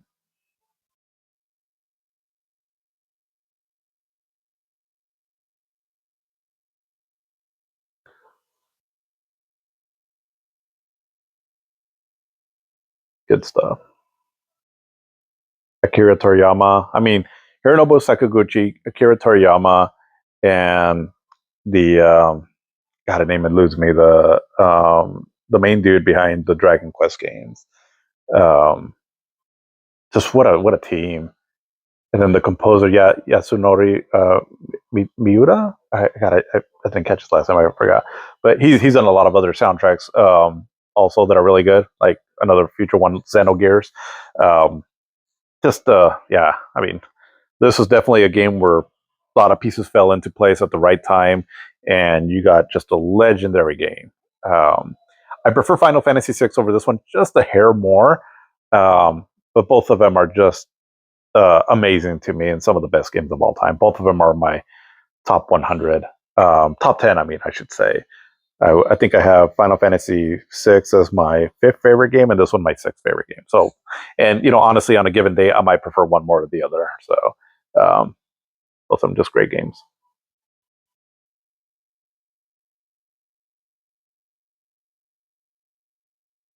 Good stuff. But yeah, and then we on the Sega, um, we also had the Sega CD, which had a lot of great games on it too. Also, like Snatcher, for example. Um, Will it give me the thumbnail? Probably not. I need to probably change the name on it. This is another game too. Also, that's an all-time classic for me. Very rare game to get now. I know a lot of people didn't experience it back then, but if you want to know where Hideo Kojima started, I don't think it wasn't his first game, but it was probably his first game where he really started um, getting into his own on his story his style of storytelling. um, So if you have any interest in his works now, like the Metal Gear games and then the Death Stranding and all, this would be a good one to check out. Insanely expensive nowadays, and then it was on a system that's not wasn't very popular. So again, you probably would want to emulate this one. But yeah, just a hell of a game. The Lunar games were also really cool. Sega CD, it had the reputation for having a lot of crappy FMV games, but like full motion video. But there was a lot of great stuff on here. Like Sonic CD was great, Selfie, Shining Force CD, Robo Elite, Pop Full Mail, Mortal Kombat had a cool version of Mortal Kombat on there. Mickey Mania, which is also on Genesis and Super Nintendo, but this is probably the better version. And Lord of Thunder, just a lot of good stuff on there. So don't overlook the Sega CD. At the very least, like I said, emulate it because the games are crazy expensive. But yeah, just good stuff. And then we got into the fifth generation, and there was a lot of there was a lot of crappy stuff that came out at first with the fifth generation. There was a lot of companies that were really trying to come into their own and make video game systems that they probably shouldn't have. And so there's a lot of just consoles that just failed miserably. Um, and just there's like the FM Towns Marty, or the Marty FM Marty, something like that. An Amiga system, I believe. And then there's a few other ones too, I believe. But the ones that were somewhat more popular, I mean, if you're a casual, you probably have no idea of these systems. But if you have some knowledge of video game, I'm sure you've heard of the names like the Panasonic 3DO, the Atari Jaguar, um, and then the Sega 32X. Honestly, with these systems, I thought I had the Jaguar on here. I know I have the ROMs for it, but maybe I just haven't added it to the playlist here. I mean, there were some decent games for them, but nothing really too much. And the thing about them that if you were looking on collecting for these systems, they just know that there's just not a whole lot there. The libraries are pretty sparse, not a whole lot of variety. You don't get a lot of games that have like a lot of content to them. So if you have an interest in them, again, I'd probably recommend emulating them unless you just have, you're a hardcore collector and you want to collect, rare items. But again, there's just not really anything to them.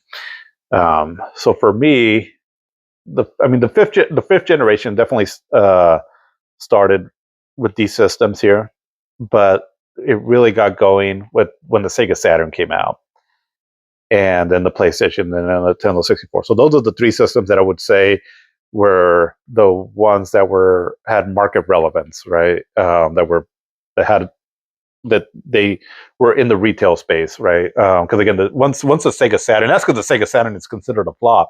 But once the Sega Saturn came out, the 3DO, the Jaguar, and the 32X were pretty much like phased out. I mean, they just kind of like slipped away pretty quickly. But the Sega Saturn, I mean, it was considered a flop, but you would see it on the stores, right, to buy and all. So it was definitely one of the main players in the fifth generation. So again, it was a Sega Saturn, the Sony PlayStation, and the Nintendo 64. And with the Sega Saturn, um, it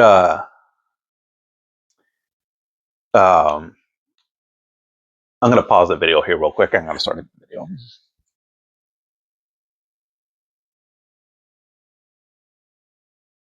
All right, getting back to it. So with the Sega Saturn, this system to me is, for me personally, it goes down as probably one of the most underappreciated systems of all time. There are so many things that were stacked up against this system that, I mean, in the end, it was considered a commercial failure for Sega. There's so much things that Sega was doing wrong that led up to the Saturn and then eventually to their demise in the next generation, as far as like a hardware, console hardware manufacturer. But the Sega Saturn, though, given all the things that was stacked up against it, still came out with some really incredible games, and it is a very unique system. And this is still a generation in the fifth generation where each system was very unique, right?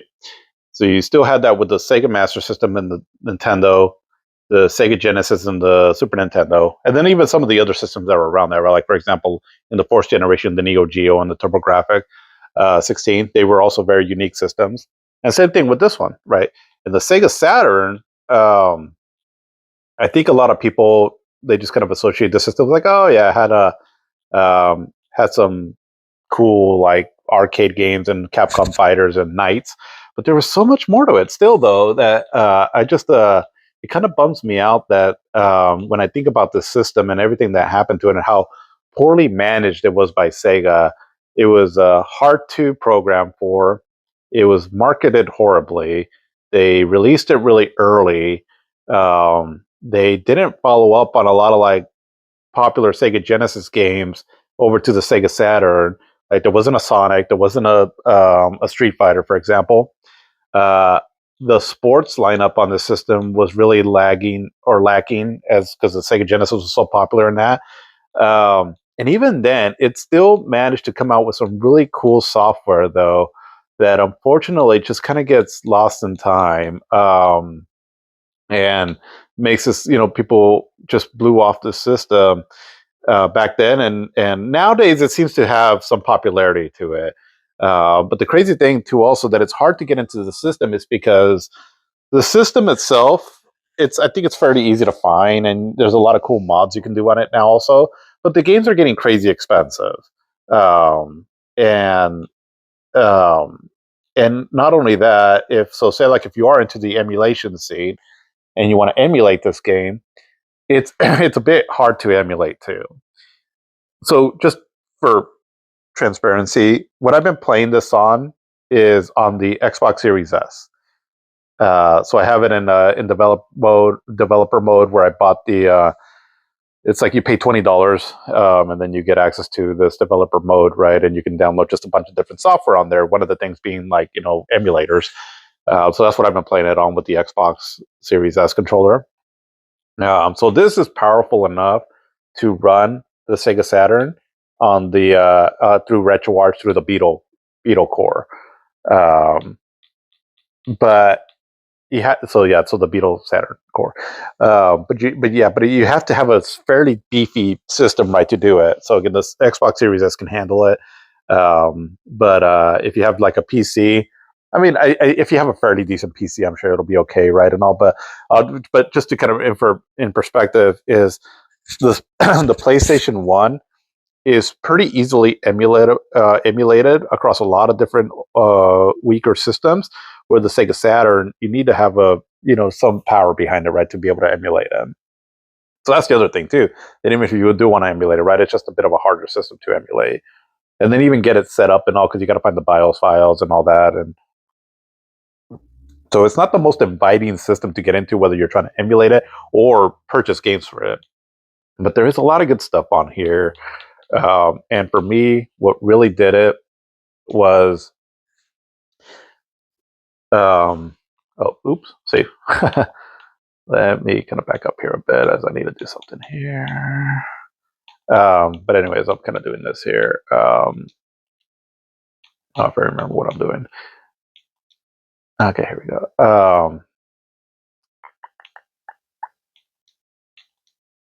Okay, I think that's it.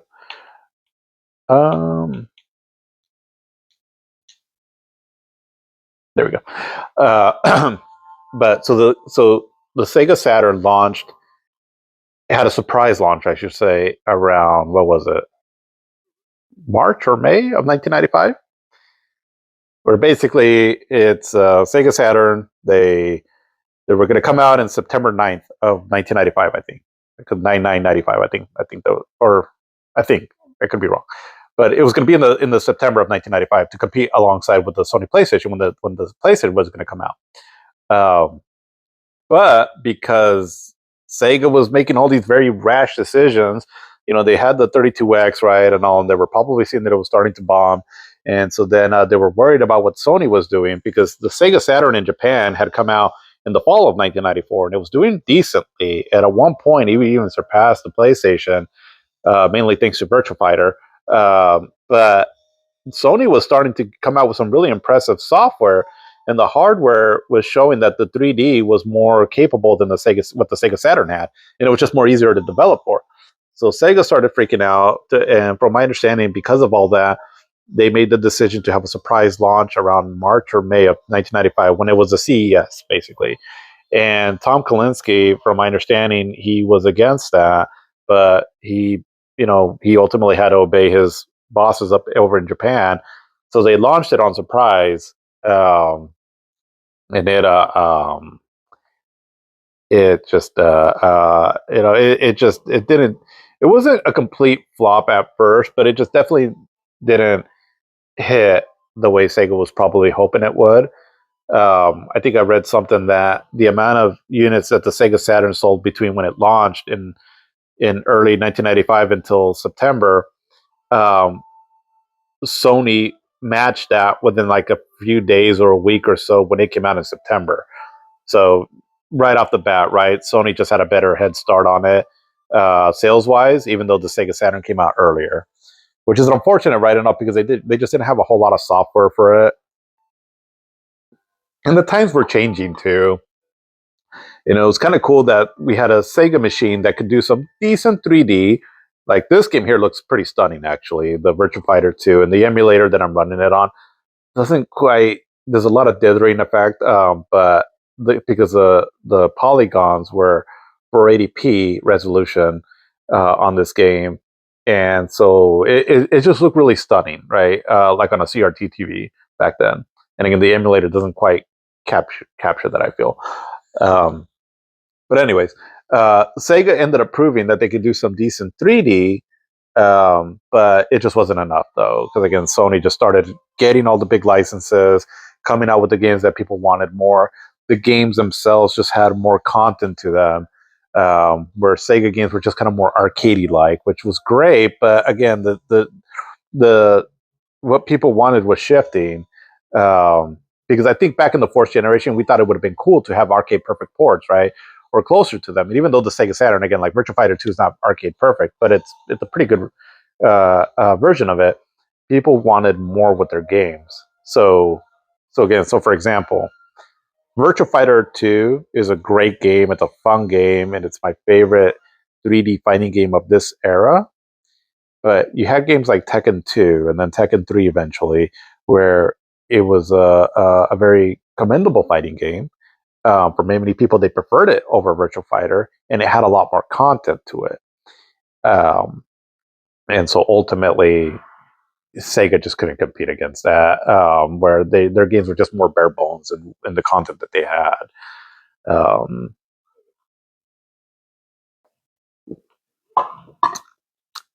but yeah, Virtual Fighter. I mean, I remember when I first saw this game, it was my brother had gotten the Sega Saturn around the about a year after it came out, because we got it around the spring of 1996, and he was keeping it at his girlfriend's house. But finally, he brought it over one day, and I remember when he plugged it in, and this was the first game I saw. And I think what struck me the first about this game was some of the 3D that I'd been seeing up to this point. So let's say Star Fox, Sylphied, Stunt Racer X, or some of the stuff on the 3DO. The 3D was very choppy, and it was impressive at the time because it's all we had, right, that we could see at home, but it just looked very choppy. This comes out and it's 60 frames per second with high resolution textures, and it's probably been, there's only one other time that I can think of that that impressed me that much as far as from the generational leap, right? And this was one of them, because the smoothness of the 3D and the resolution of the textures was just so much better than what we had seen before. Um, and it just blew my mind, right? I was like, oh my God, 60, I was starting to find out what 60 frames per second was. And because again, when you're playing a 2D game, like from the fourth generation or even the third generation, most games just played with a certain smoothness to them, right? The way they scrolled and all, mainly because a lot of them were like at 60 frames per second. But that was in 2D. And so we just kind of, expected that of games in that style. The controls were responsive on that, assuming that the game was programmed correctly, right? Like let's take your Mario, your Sonic, and all, right, where everything was very well tuned, the controls were very precise and all. But when I started playing like some 3D games or early 3D games, I mean, they were cool to look at. The thought of where we could eventually go with this was cool, but the controls just felt not quite right, and a lot of it I think had to do because of the frame rates. Again, like when I play Star Fox on the Super Nintendo, I mean, it's cool and all. It's just that, just something about it where, the controls just don't quite feel smooth because, again, the way that the screen is moving is just slower. But once I played this game just made me really appreciate 3D and what it could do, because of the responsiveness of the controls and because the action on screen was moving as fast as I felt that my hands would move on the control. It's kind of hard to explain. I mean, if you're a gamer, I'm sure you know what I'm talking about, but it's just that connection you have between the controller and what you're seeing on screen and the responsiveness of it, that some games just get it right. And this is the first game that I felt that way with 3D. And so then that's where I was like, okay, the fifth generation has started. And not only that, it is light years beyond what we had with the fourth generation. And so for me personally, I mean, it's highly debatable, right? And I can definitely hear an argument for another generation, but I want to say that this is, for me personally, the biggest jump we had from a generation to generation, because just going from 2D to 3D was just mind blowing. And again, and I say this for me personally because I was also of the age where I was 15, 16 years old at this time, and so I was still fairly young, where my imagination was still soaring, but also old enough where I can understand enough, right, to just appreciate that jump that we had. Because I'd already had several years behind me, right, from the previous generation where it was mainly 2D. And so that's why I was just blown away by what I was seeing. And this is the Sega Saturn, which is considered the weakest of the main three systems in this generation. Um, but Virtua Fighter 2 just was a landmark for me. And to this day, the Virtua Fighter series is still my favorite 3D fighting game series of all time. Um, if you haven't already, look up the trailer that came out somewhat recently for what they're trying to do with the next installment.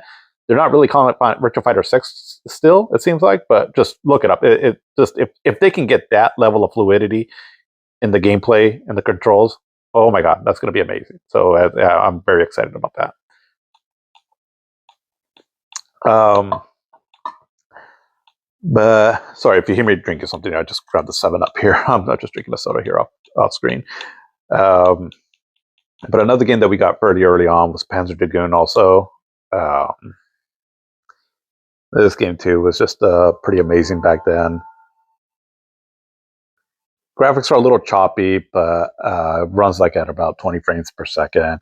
But the just the imagination to it, the scenery to it, the music too. Um, just an amazing game. I mean, it's just an on rails shooter when it comes down to it. But it's just so creative, so beautiful. I mean, I can't say enough about this game on how much I love it. Um,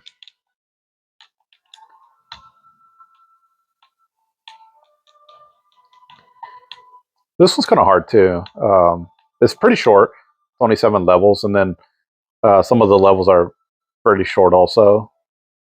So again, you can beat it in roughly about an hour or so if you manage to get through it all. Um, it's just a beautiful game. Even like I said, right? I know that the for if you're a newer gamer looking at something like this, I mean, I can imagine, I can see how this looks kind of crude. Um, but I think because I grew up in this era, I can still appreciate these graphics because I just remember where we came from, and then we got to this point. And this generation has a reputation for the games not aging as well because of some of the crude looking 3D graphics. But not, I mean, to my eyes, I guess a lot of it is just my imagination filling in the blanks. But a lot of it is also just appreciating what they were able to do back then. I mean, this is, like I said, we were playing games like Star Fox in 1993, and considering how much technology had evolved before that, it was just like incremental jumps. This was came out in 1995. Actually, Star Fox maybe 1992. I think 1993 is when it came out. Within that, but it was only a couple of years basically, where from this, Star Fox to something like this. Um, and it just showed that the moment that developers started getting their hands on what 3D could do, the increase in technology just started soaring from there. Because like if you take games like this is an early Saturn game. Um, if you take games from like the early fifth generation, compare it to like what came out later on in that generation, it's a pretty big leap, right? I mean, I mean, you can still tell that it's from that generation, but um, but that they definitely learned how to harness the hardware a lot better. I don't know how well the music comes through on this, but it's just I love listening to this music. One of my favorite soundtracks of all time.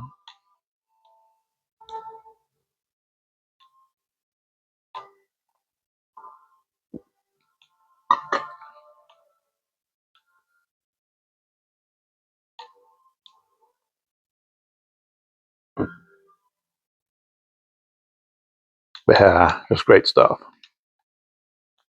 But one of the things that the Saturn was known for that it just didn't really there was only a few games that really took advantage of it, though, in my opinion. Is its 2D prowess. Is how you say it, prowess. Because the Sega Saturn was originally built with to be more of a 2D monster, but also with some pretty impressive scaling effects.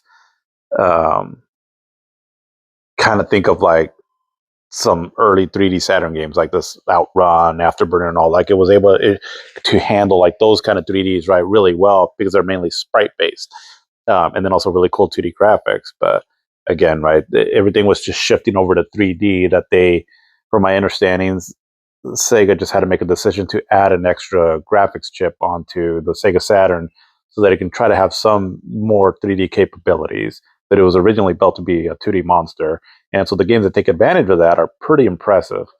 This one being probably one of the best examples of that. I mean, just look at this. My God, this game looks stunning. Now, if what I'm playing this on is I got this TV fairly recently. It's a 77-inch LG OLED B4 TV. Um, and holy crap, this looks amazing. I mean, obviously, it's not going to be taking advantage of like the 4K HDR that this TV can do and all right. But just seeing this on a huge screen and still with really clear, colorful image. Uh, gosh, I would have been blown away as a kid.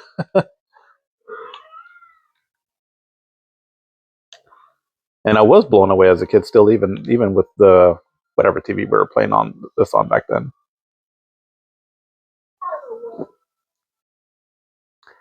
But everything just almost looks like a oil painting, almost like one of those cool fantasy um, paintings and all. Like I'm a huge fan of like old '80s uh, fantasy movies, like Legend, Labyrinth, things like that. And this movie or this game kind of reminds me of like things like that, like the Never Ending Story. So I think that's part of the reason why I really love this game. You stupid bird, quit following me. And something about a stall that he just feels like a very Sega character. But unfortunately, this is all we got from him. I can't think of anything else that he might have even made like a cameo in. Um, yeah, just a very underappreciated game. Again, we're going away from 3D, or I'm sorry, 2D. But just look at this. I mean, just this. I mean, it has like scaling effects and all to it, and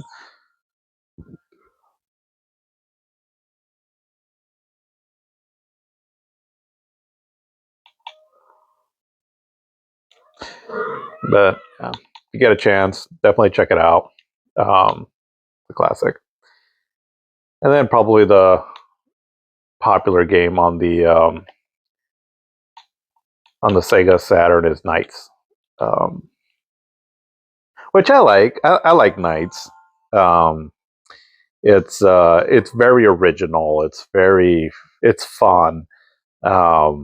I probably don't think as highly of it as perhaps other people do, um, but it is cool though.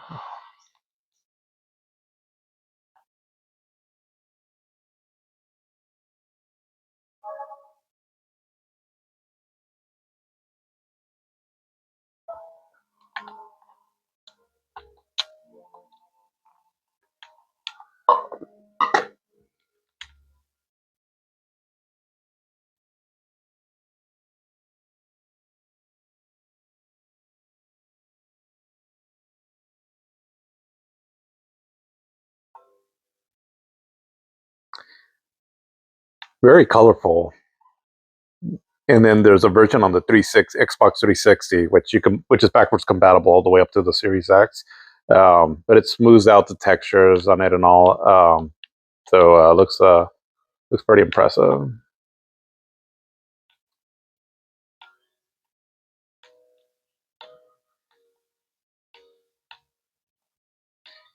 And around the same time, so the Nintendo 64 came out in September of 1996. So Super Mario 64 came along with it, which, the Nintendo 64 came with analog control. But before that, Knights, I want to say, I think came out in August of 1996, so about a month before.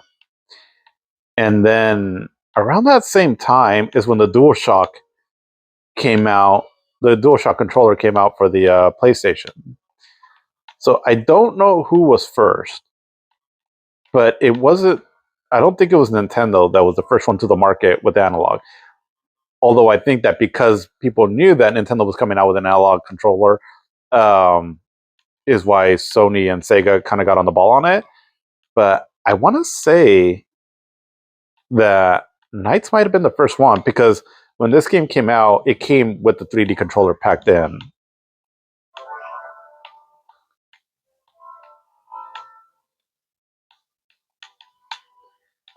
Uh, yeah, pretty fun game. But definitely probably what the Saturn is known for. Had a lot of Capcom fighters though that it did a really good job on though, because they had a cartridge slot where it had extra memory to it. So, for example, like X-Men versus Street Fighter, with the so it'll say 3M there, like the 3 MB expansion. Um, so this looks a little different, right? Because this is based on this the Japanese Saturn.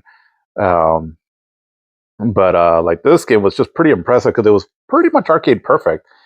Because a lot of like these Capcom fighters, or even like SNK fighters that would come out, they weren't quite arcade perfect because they couldn't quite store all the animation to them.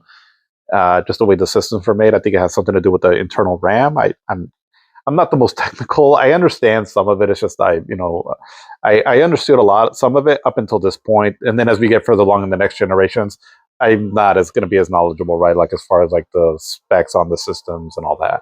So just kind of bear with me as we go further along on that. But with this RAM cartridge, though, it basically allowed these games to be pretty much arcade perfect. Um,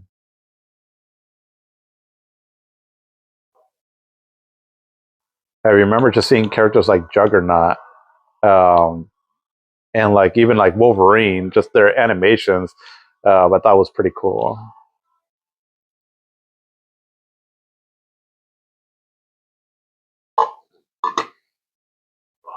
I mean, just look at that, a big old sprite like that, and just the way it moves around.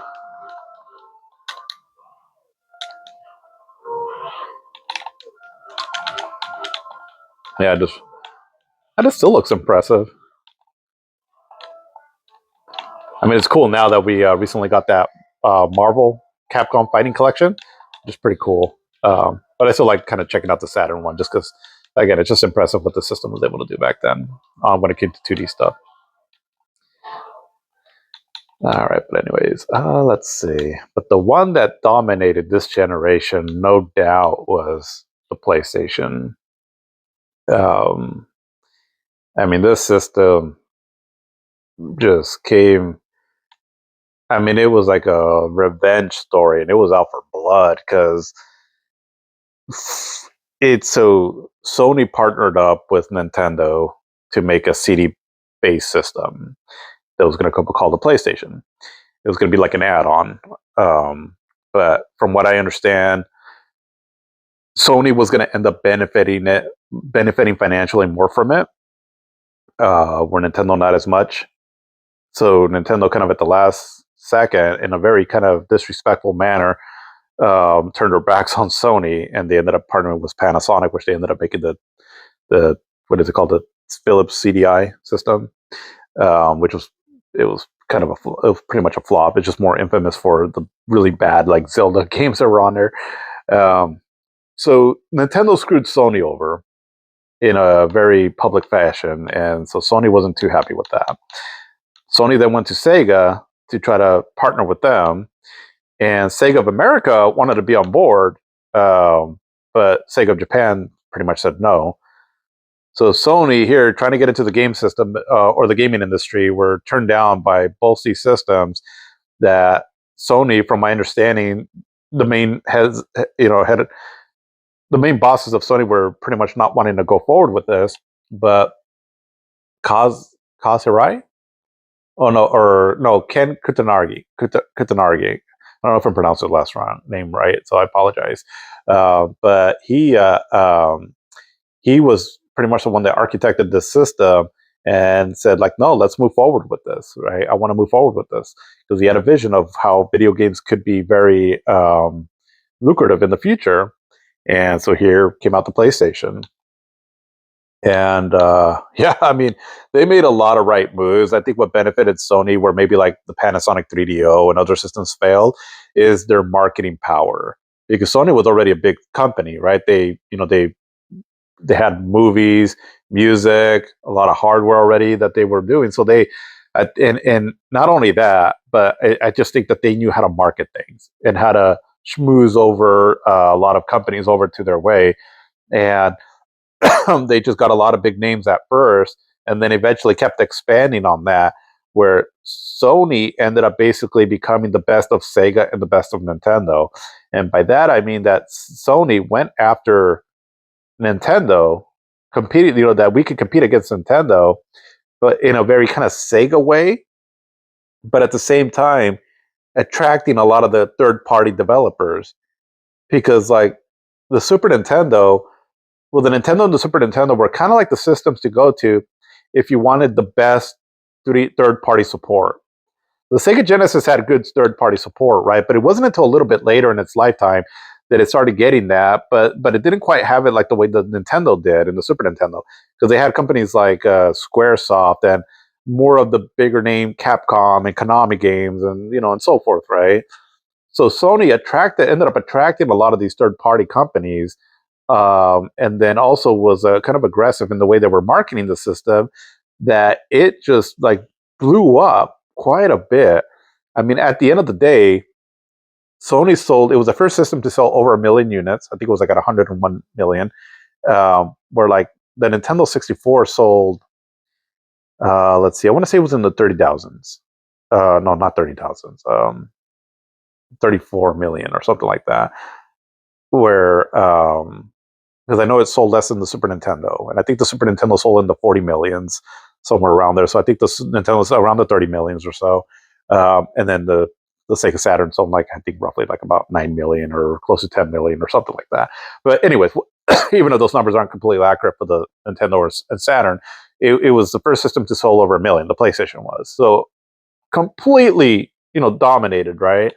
Um, and I think it was just because again the combination of the 3D graphics, its marketing prowess, the changing of the industry, and that it just made it more mainstream to where this is definitely people were really into it and they wanted to see what this was all about. Um, and it just struck gold and struck hard really fast. And it just kind of almost like sucker punched Sega and Nintendo. Um, and just like I said, at the time became the best selling system. And there's, I mean, and rightfully so. I mean, there's so many classics to this system, that for me, it's definitely in talks for one of the best systems of all time. Again, I think a part of the reason why a lot of people still may not quite want to give it that honor is because, like I said, right, a lot of these graphics haven't aged quite as well for some people. Um, but I still appreciate it though. Oh, oh, right. Let me go change something real quick. Um,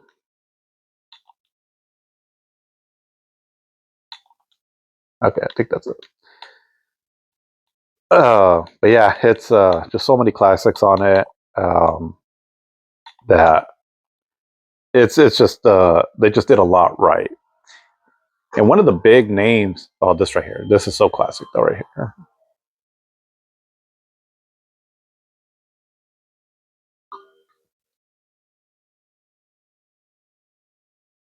So many memories with that there. Namco.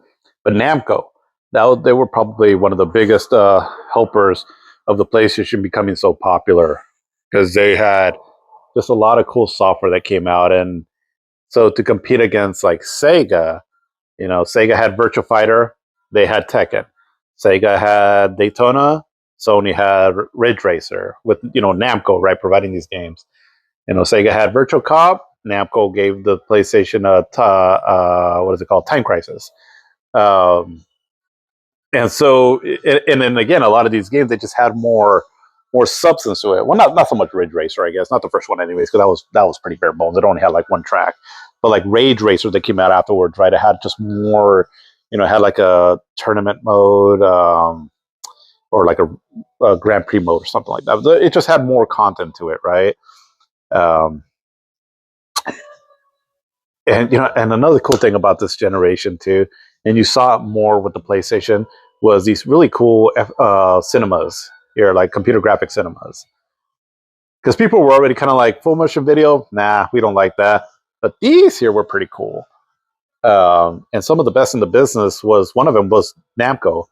Um, I mean, like this still looks pretty cool.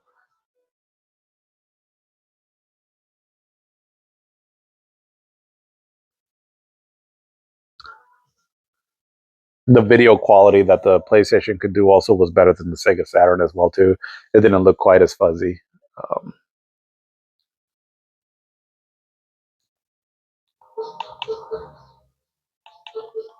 I'll just play one quick round of this.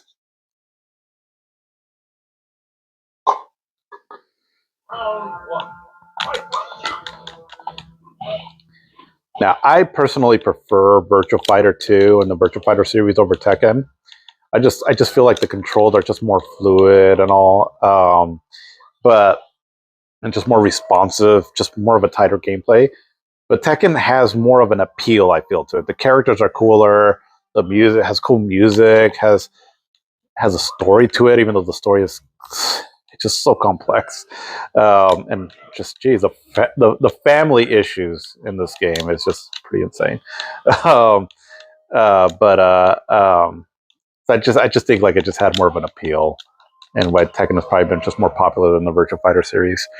Um, but I still like it though. I mean, like a Tekken series is still pretty fun. But yeah, let's see. Just so many classics. Tomb Raider. This is another game too that was one of the first to introduce like a kind of more open 3D environment. Um, was definitely cool for that.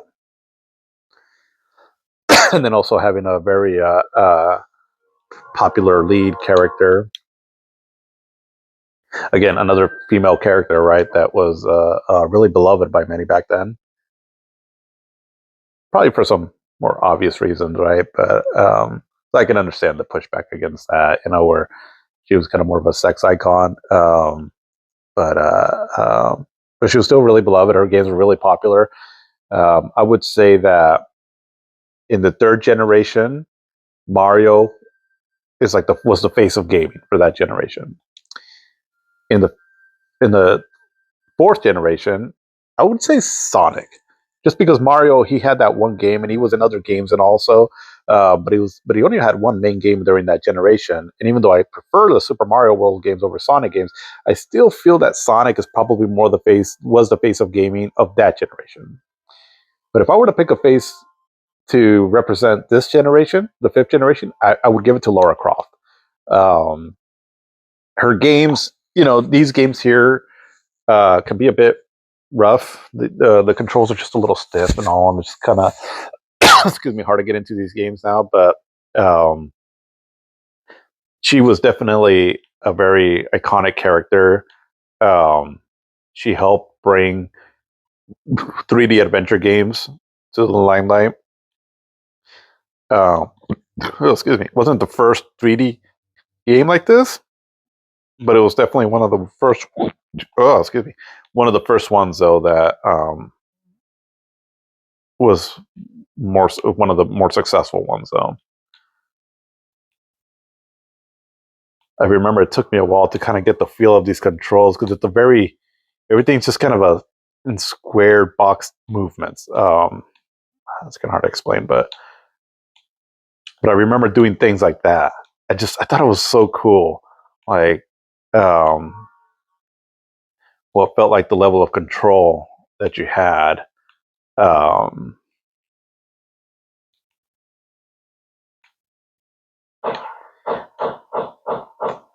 her dual gun shooting was pretty fun. The controls kind of felt like if you've ever played a game like Flashback or Prince of Persia from the previous generation, it kind of felt like that. How she can, the way she climbs up on ledges and all, and has timer jumps, and you have to kind of know the distance of your jumps to also to make a certain jumps. It all kind of felt like that, but in a 3D environment.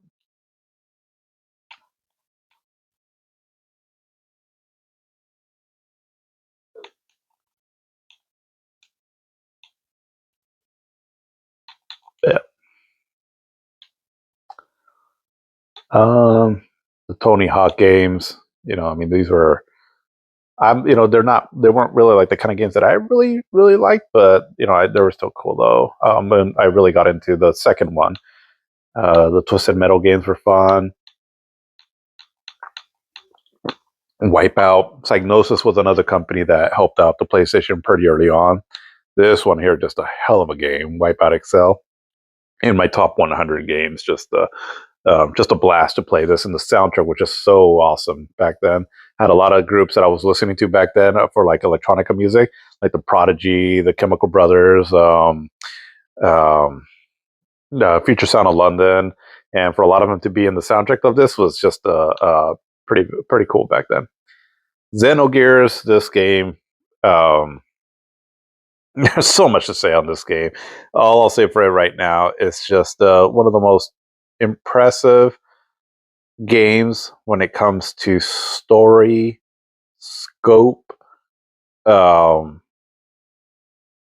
I talked earlier about how I feel games can be very uh, that the stories of games and all can be just or just the game in general can just really teach you something, where or just give you a sense of like understanding of life and all that. All of that. This is probably one of the biggest games when it comes to that right there. Um, there's just so much in depth things that this game goes into when it comes to religion, self identity, um, purpose in life, friendship, um, relationships, um, understanding like colonization and things like that. I mean, there's so much to it that you can come out with this here to have a discussion about, all in a very cool anime kind of aesthetics to it, um, with incredible music. Um, just yeah, it's such an amazing game. Um, unfortunately, this too wasn't really finished, so the second later half of the game feels very rushed. But even with that, just an absolute uh, amazing game. Let's see. But then there was also Crash Bandicoot here. So not the first game from Naughty Dog, but probably their first big hit. And eventually, what the studio would end up doing, right? Uh, is probably what many more people are more familiar with, but started here with this game here.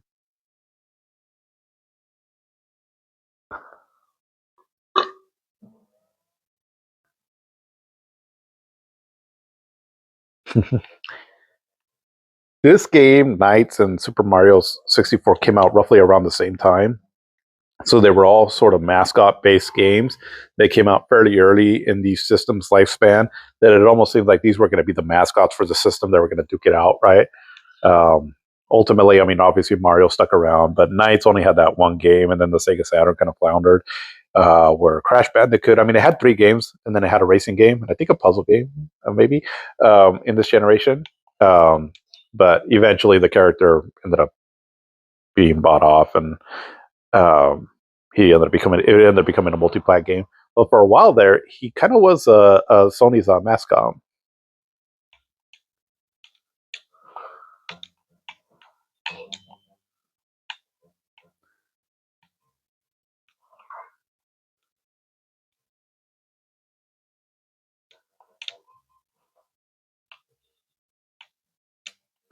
This really, what I thought was impressive about this one was how they could get the animations to look very cartoon-like, but with polygons. Um, I mean, it still looks pretty impressive. Now, one thing about the way I'm playing in it here, because I'm using the emulator called Duck Station, um, it really makes the textures look a lot cleaner. So it definitely looks nicer than what it originally would have looked like. So, but even then, I mean, this game, I remember being back then, right, just pretty impressed by it. It's very colorful, very controls are very responsive. Yeah, just a good game.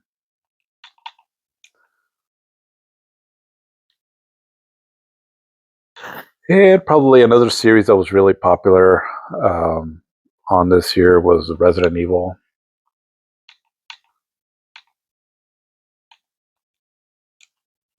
This is the first one.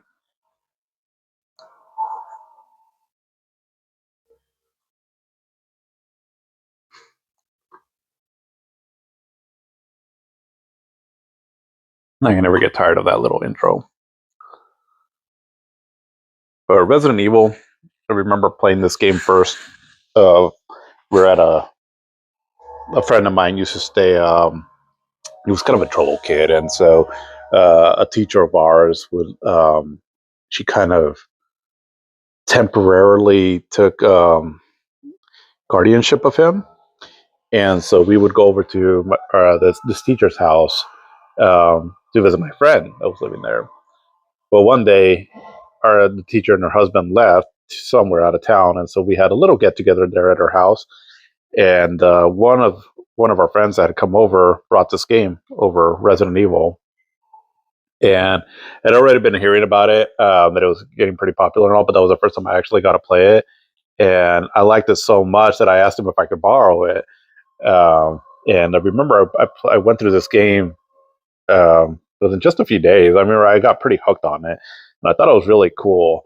Um, and it was just very addicting, which eventually, you know, I mean, obviously Resident Evil just became huge in the years that followed. But it started all with this one.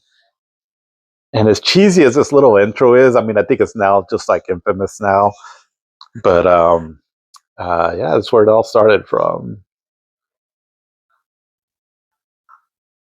This is one of the more last times that full motion video was used in a more mainstream game, because after this it just really started phasing out. I think people were like, yeah, we don't like that. Because like part two, it just used completely like computer generated graphics, or like it's cinemas. But I think people just remember this fondly now, just of how bad it is, that it's just we just love it.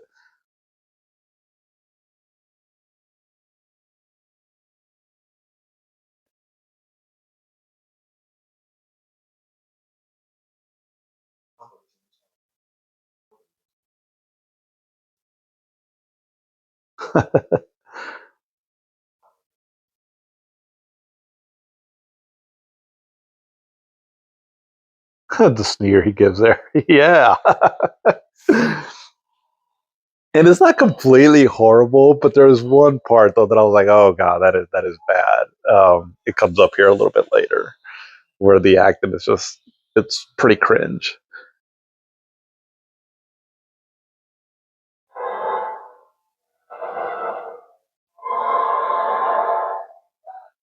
Yep, that'll do it.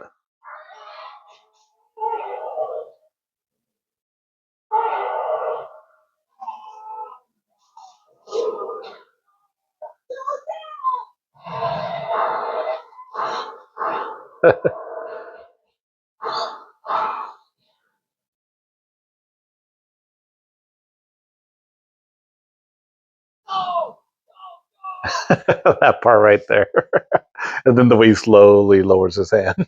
That's great. But the dogs look pretty creepy though. Still,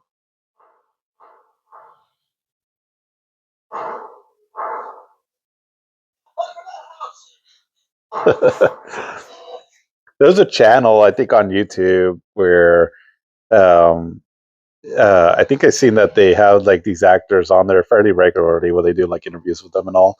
I think it's pretty cool. I should try to watch that a little bit more. Because I know, like I said, at the time we thought it was super cheesy, but this is good stuff though still. And the fact that, again, companies were starting to, they were wanting to become more cinematic and all. Now, that's a good thing and a bad thing. Just, where eventually video games ended up becoming. Um, but I definitely appreciate the ambition though of it. And again, and that, because back then that was new to us, right? Like, look at our video games now; they're growing up, um, and it was just cool.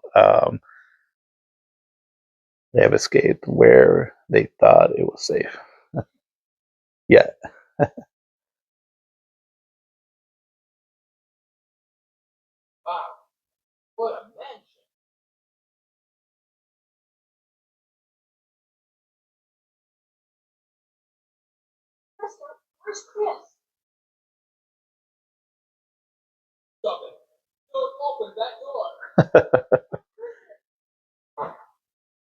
Oh, I had played a game on the Sega CD called Mansion of Hidden Souls. That you go into a mansion and you're solving a mystery. It was all computer graphics, but it kind of played like a full motion video, so kind of like a point and click sort of an adventure, done like in the first person view. But this game reminded me a lot of that, only more where you have more control of your character, and a more grotesque kind of story. Where Mansion of Hidden Souls was more like in a spiritual, a little creepy, but not too crazy. Where this one kind of lended more to its gore and all. Um, but I think because I had played that Mansion of Hidden Souls game, years before this one, is why I really ended up liking this one a lot.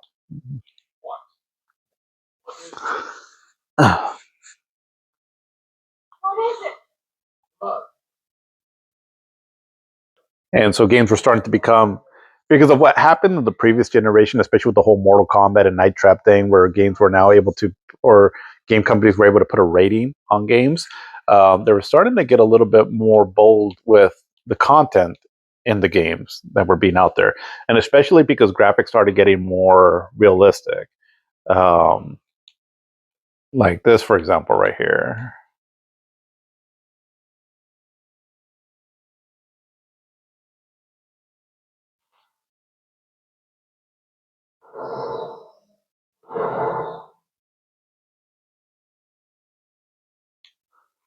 I mean, looks pretty crude now, right? But it's like that's a zombie just kind of eating on a human right there, and uh, we hadn't seen that level of detail in gore, right? And I think that's why Resident Evil was such a big hit, was because of that.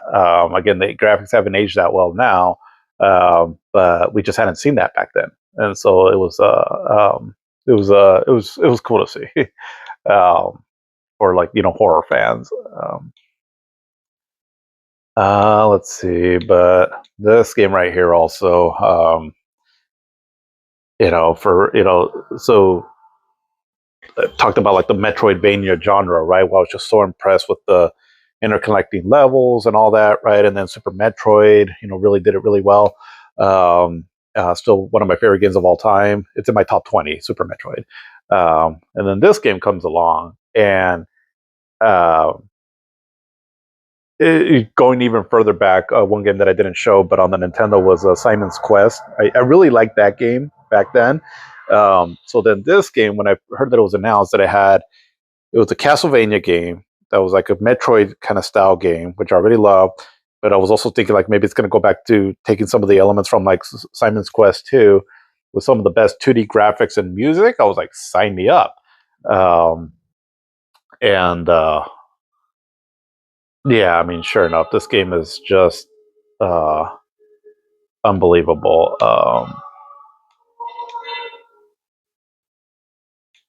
Definitely one of my favorite games of all time. This one is my third favorite game, actually. My third favorite game of all time, and my favorite 2D game of all time. Um, I just think it takes a lot of what 2D can be, to the limit in a very high budget, well, what it feels like high budget game, that I just feel like, I mean, there's been a lot of cool 2D games since then, right? Since then, like there's even the spiritual successor to this, Bloodstained Ritual of the Night, which is pretty cool in its own right. The graphics are really good and all that. But I just wish that there was like a really big budget 2D adventure game of this kind of style, but with today's graphics and all, and hand drawn. Or, well, when I say hand drawn, I should say like pixel art, right? Not like polygons. Um, and just to see what they could do with it, I just wish we would get something like it almost feels like this is the last one that we got like that. Um, yeah, just such an incredible game. I hadn't played Rondo of Blood before I played this game, so I was a little confused here on the way it starts out, because this is basically the end of that game, which I later found out as I read about it, and then eventually ended up playing Rondo of Blood.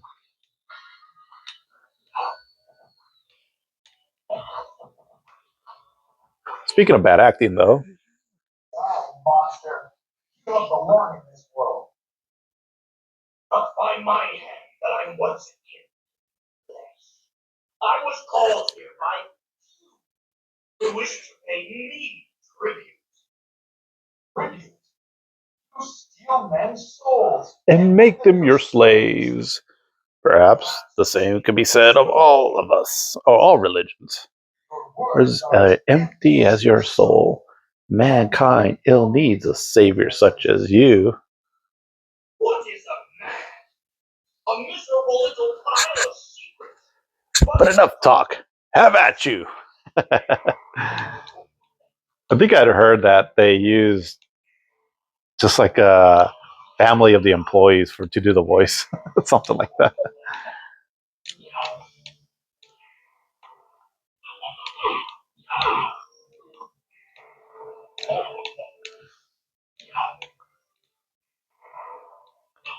Yeah, this game here. Um,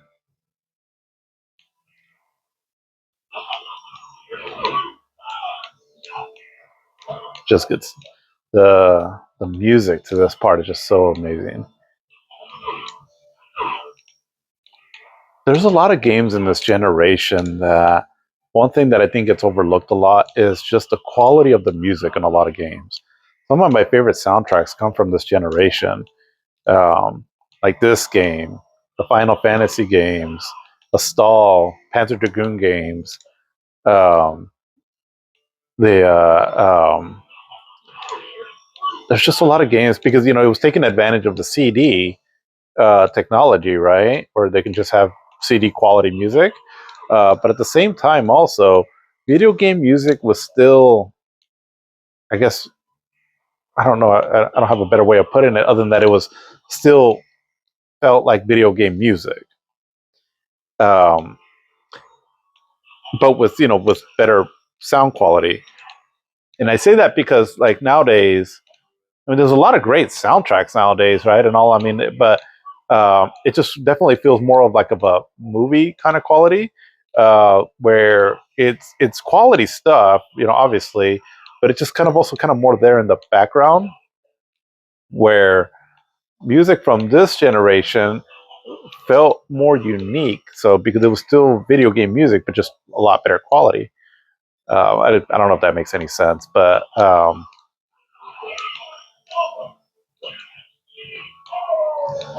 shit.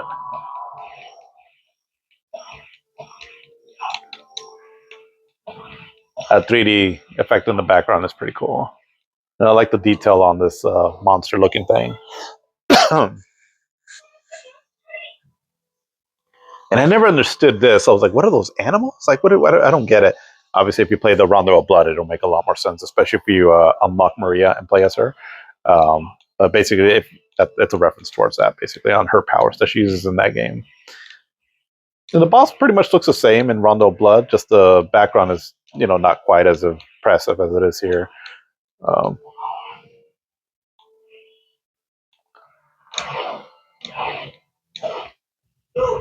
It cannot be.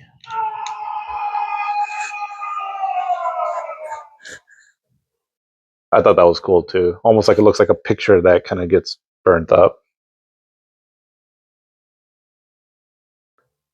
This here, though, I thought was impressive. Just the music.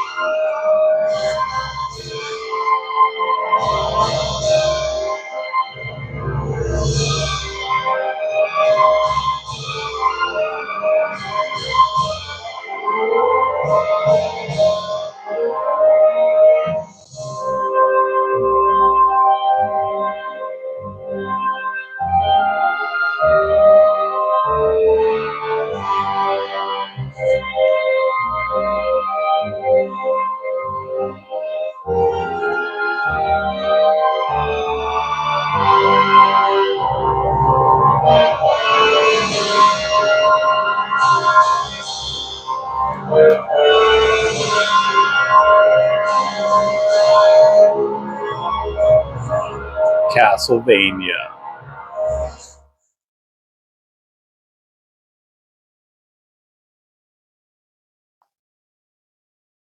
So then, after you play that cool section, you get introduced to what is probably the coolest, most fluid character to control in a 2D space, maybe even just of all time. I love the way this character feels because again, going to back to what I was saying earlier about how it feels when you're controlling the character with the controller in your hand, uh, like just the movements of him, like when you stop, like you're running and then he just kind of stops like that and all. It just feels so natural that it really becomes like an extension of your hand, um, and he's just such a joy to control. And eventually, as you get more powers in it, you turn into a wolf, a bat, some mist, um, and then all the different techniques you can do, and all just it's just highly impressive. And then just all the little graphical details like that right there where you level up and the way the letters just kind of swirl around when you regain your magic powers and you get that blue aura around you. The kind of like the ghost trails almost that are behind you as you walk around or slide back and all. Um, just a stunning game. A lot of the special effects when the enemies die. Um, yeah, just the PlayStation wasn't it supposedly wasn't as known for 2D as the way the Saturn was, but this was the most impressive game in this generation for 2D for sure.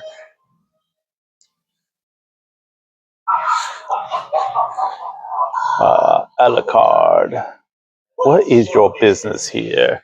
I've come to put an end to this. Still befriending mortals. I'll not ask you to return to our side, but I demand you cease your attack. I will not. You will regret those words. We will meet again. The acting isn't completely horrible. Like that sounds fine. Alucard actually, I kind of like his voice. I think it's pretty cool. But definitely has some cringe moments though. Let's see. Just also wanted to show real quick this one here, Metal Gear Solid. I'm sure a lot of you know about this game. Um, All-time great. Also,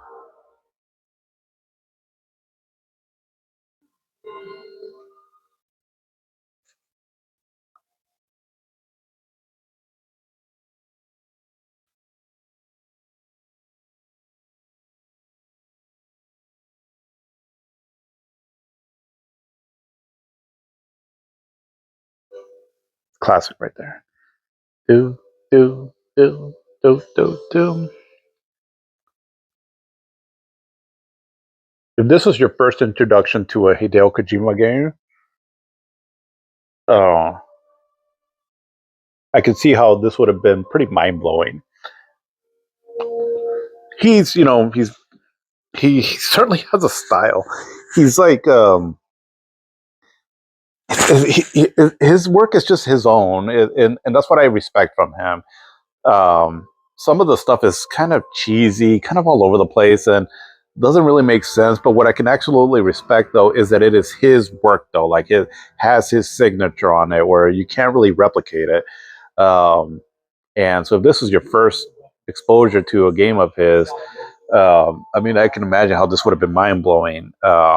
Because this is for me one of his probably his better stories that he's told, and what I think the reason why was because it's pretty complex in a lot of ways.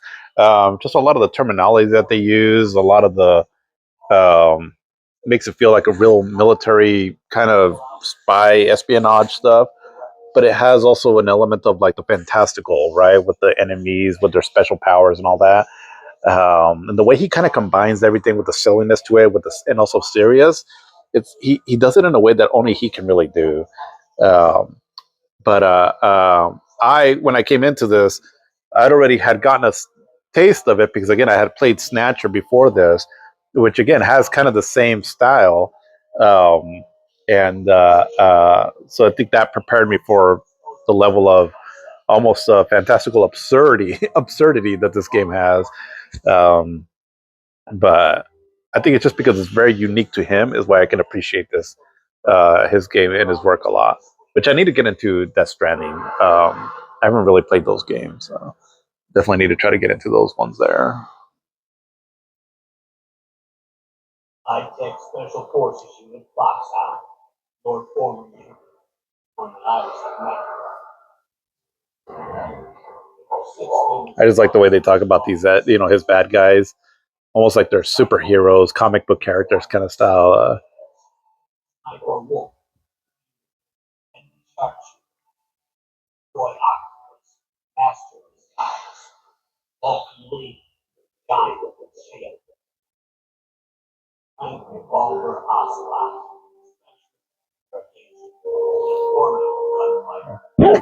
Oh, excuse me.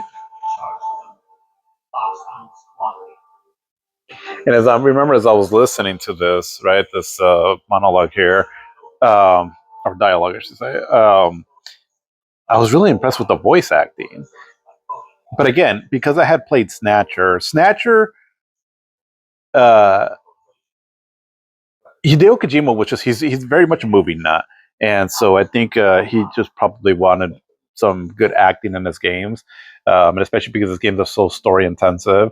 So Snatcher actually had some pretty decent acting, and this Snatcher would have come out in 1994, at least in the United States. And so again, I'd already got a taste of like pretty decent voice acting in video games, but then this one here, though, right, especially because one of the more mainstream ones was probably one of the first games where you can say like the acting in this is good. I mean, there was Blood Omen, Legacy of Kain that came out before this, which had really good acting too in it, but I just don't think it reached the level of success that this game did. So probably went overlooked for a lot of people.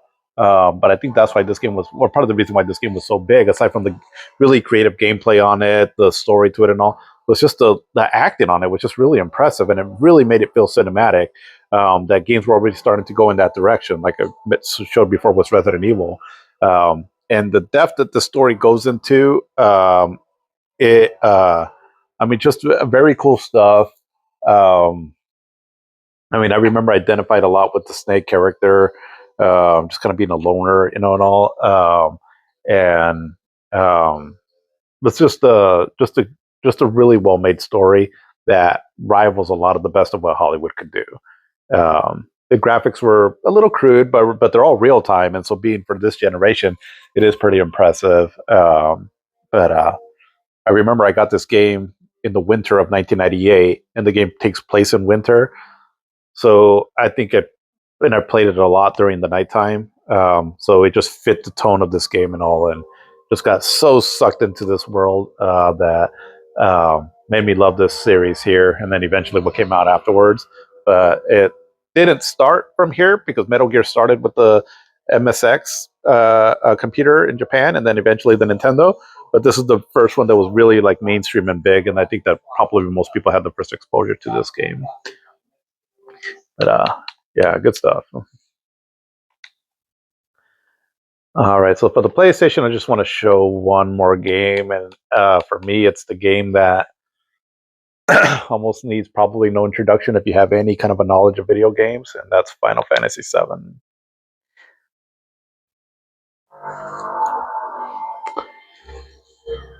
Oh, Final Fantasy VII. It's my favorite game of all time. I'll just put that out there now. It really is.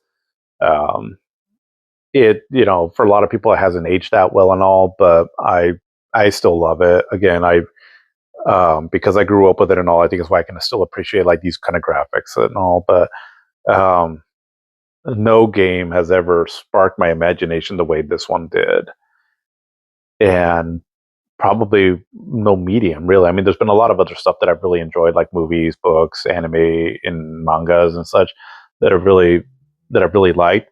But this one is just, if it's not the most influential one for me, it's one of the most. Um, it's Fantasy Star and then Final Fantasy VI, right, and then this one here. Again, I think I played it at the right time. I was 17 years old when it came out, where I was still, my imagination was still kind of soaring, where I was still somewhat young, but old enough now to understand some of the themes behind it and all. And Cloud, I mean, just I identified with his character so much, with his struggles of his identity, self-esteem, and just trying to find your purpose in life. And then just the overall plot, the meaning of life and death. So many things about it, right, that I really enjoyed. That, along with probably having one of my favorite villains in of all time in anything really, was Sephiroth. Um, and yeah, I mean, this game is just, I love it. Um, I every time I come back to it, some parts haven't aged that well. Like, I don't particularly like how it has a lot of like different mini games in embedded into the actual main gameplay that you can't skip, like the snowboarding scene, for example, or the little submarine thing. But luckily, they're short enough that it doesn't really bother me too much. I mean, ultimately, this is my favorite game of all time, and it's definitely not perfect. But just the overall package of it, right? And that's where I really enjoy gaming more than movies or any other entertainment medium, is because I get the level of immersiveness of like a movie, but alongside it, as I'm controlling the character, there's just a certain connection that I build with these characters that I just don't quite get in a movie. Um, Now, like I said, don't get me wrong, I absolutely love movies. I can definitely have a lot of long discussions about movies also. But for me personally, that's why I feel like I'm just more attached to gaming because of that reason. Like, now, like this game here doesn't have acting on it and all, doesn't have like, because that's one thing that I think movies still do better, is just that the real life expression of actors, right, just definitely can sell you more on emotions, and so far video games still haven't quite done, although they're getting pretty close. So um, but but because you control the characters and all, it just, for me personally, it just makes it just that much more, you feel connected to the overall experience, is maybe the best way I can put it. um, and the story to this, I mean, just the scope of it and all, I thought was really impressive. Me being a fan of like anime and things like that and all, that when it kind of eventually leads up to the point with the big plot point that happens in this game, which, with the passing of Eris, it just hits you like a gut punch, that I don't think I've ever really experienced in a game before. Well, there was probably one other time. Well, that'll come later. Um, but with Eris' death, right? Just how brutal she's murdered, and because you got so much into these characters and all, and so then again, when it happens, it's just it leaves you almost breathless of just the impact of it. Um, but again, I was coming off of Final Fantasy VI, which I already thought was probably one of the best games of all time, and I go into something like this where I'm like, oh my god, this is just so impressive. Um, at the time, this was probably one of the more cutting edge graphics. But this generation, because again, everything was evolving really quickly. That when this game came out in 1997, it was pretty impressive with the pre-rendered backdrops, with the polygonal characters on there, and eventually like the cinema graphics that it uses. So, like for example, right here, this transition right here was just really impressive. Okay, Barrett says, "Ex-soldier, huh? Don't trust you." Okay, then you name your character. Okay, so he just gives you instructions on how to play, but then this part right here, I mean, that was cool, right? The way the camera moves with the computer graphics, and it was just pretty impressive, right? So the technology behind it was really cool, but it just the technology also kept advancing. So by the time we get to like something like Resident Evil 2, which came out, which had kind of a similar style of graphics, pre-rendered backdrops with polygonal characters, and Resident Evil 2 came out, and so this came out in September of 1997. Resident Evil 2 came out in January, I want to say, of 1998. So just a few months afterwards, and already that game was looking a lot better than this. And then eventually, when Final Fantasy VIII came out in 1999 in September, it already even looked a lot better than this, also. Right. So so this game, it kind of aged really fast, but I like I said, I still like it, and even the battle character models there, right there, look pretty impressive.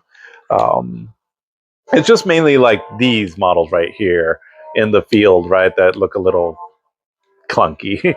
But for those of you that want to experiment, you can get, if you get the PC version of this, there's a lot of cool mods that you can make this game look absolutely stunning, where the character models look like 3D versions of Tetsuya Nomura's artwork.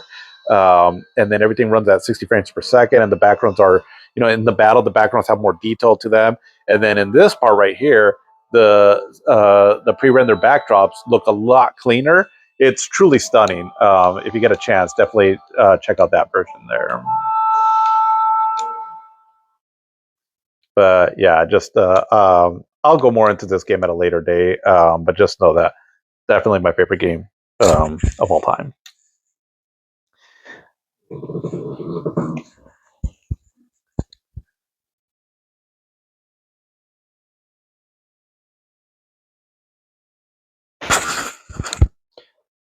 Okay, here we are again. Kind of a little different setup here now.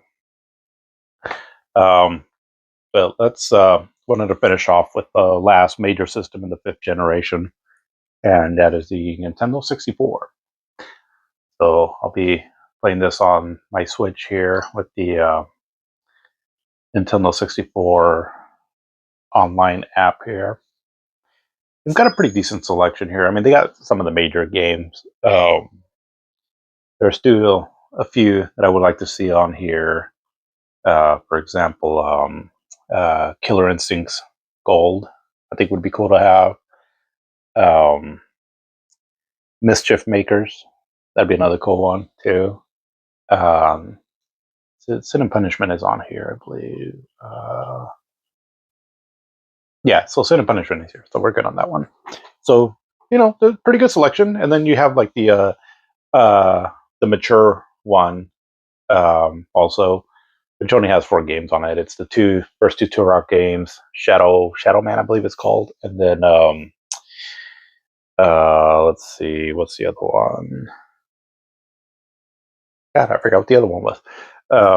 But it would be cool to see the Resident Evil 2 port that Nintendo 64 got. So that was pretty impressive. I think it's something that just kind of going off on a little side tangent here, but I think a lot of these ports that were really well done on systems that were, technically not as capable to have run the games are pretty impressive. And I think that they should be re-released again, just for the I mean, just to be studied, really, if anything, right? I mean, it's cool that we have other versions of games. Like you can play Resident Evil 2 in other formats. Um, but the Nintendo 64 one was just impressive because how much they condensed a PlayStation 1 game that was on 2 discs and they compressed it all into one cartridge. The There's got to be a video of making of how they did that somewhere because I'd be interested in seeing that because that is very impressive. But other than that, though, I mean, I think they have a lot of the major games covered on this app here. So you know, could be better, but at the same time, gotta for right now for what it is, especially with the way Nintendo handles some of their emulation and all, or their past game catalog, it's still not too bad. But yeah, but the Nintendo 64, it just put up the main game that kind of really defined the system.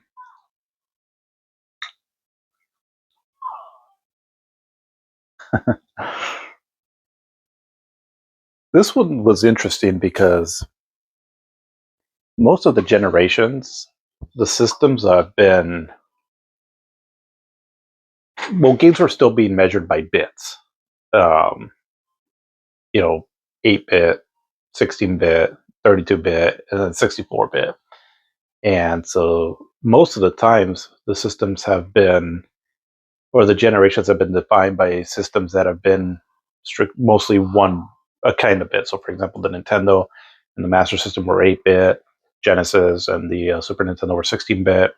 But the Saturn and the PlayStation, and then the FM Towns Marty, the Amiga system, the whatever other system was out at the time. I'm pretty sure they were all 64-bit. Although the Sega 32X was technically, I guess, a 32X or 32-bit system. The Jaguar was a 64-bit, but was it though? It's like that meme from Thor from Ragnarok. Was it though? Was it really a 64-bit system? But technically, it was, I guess. But I don't know how much you want to count that. But out of the major systems, right, it was the one that was not the 32-bit; it was a 64-bit system. Um,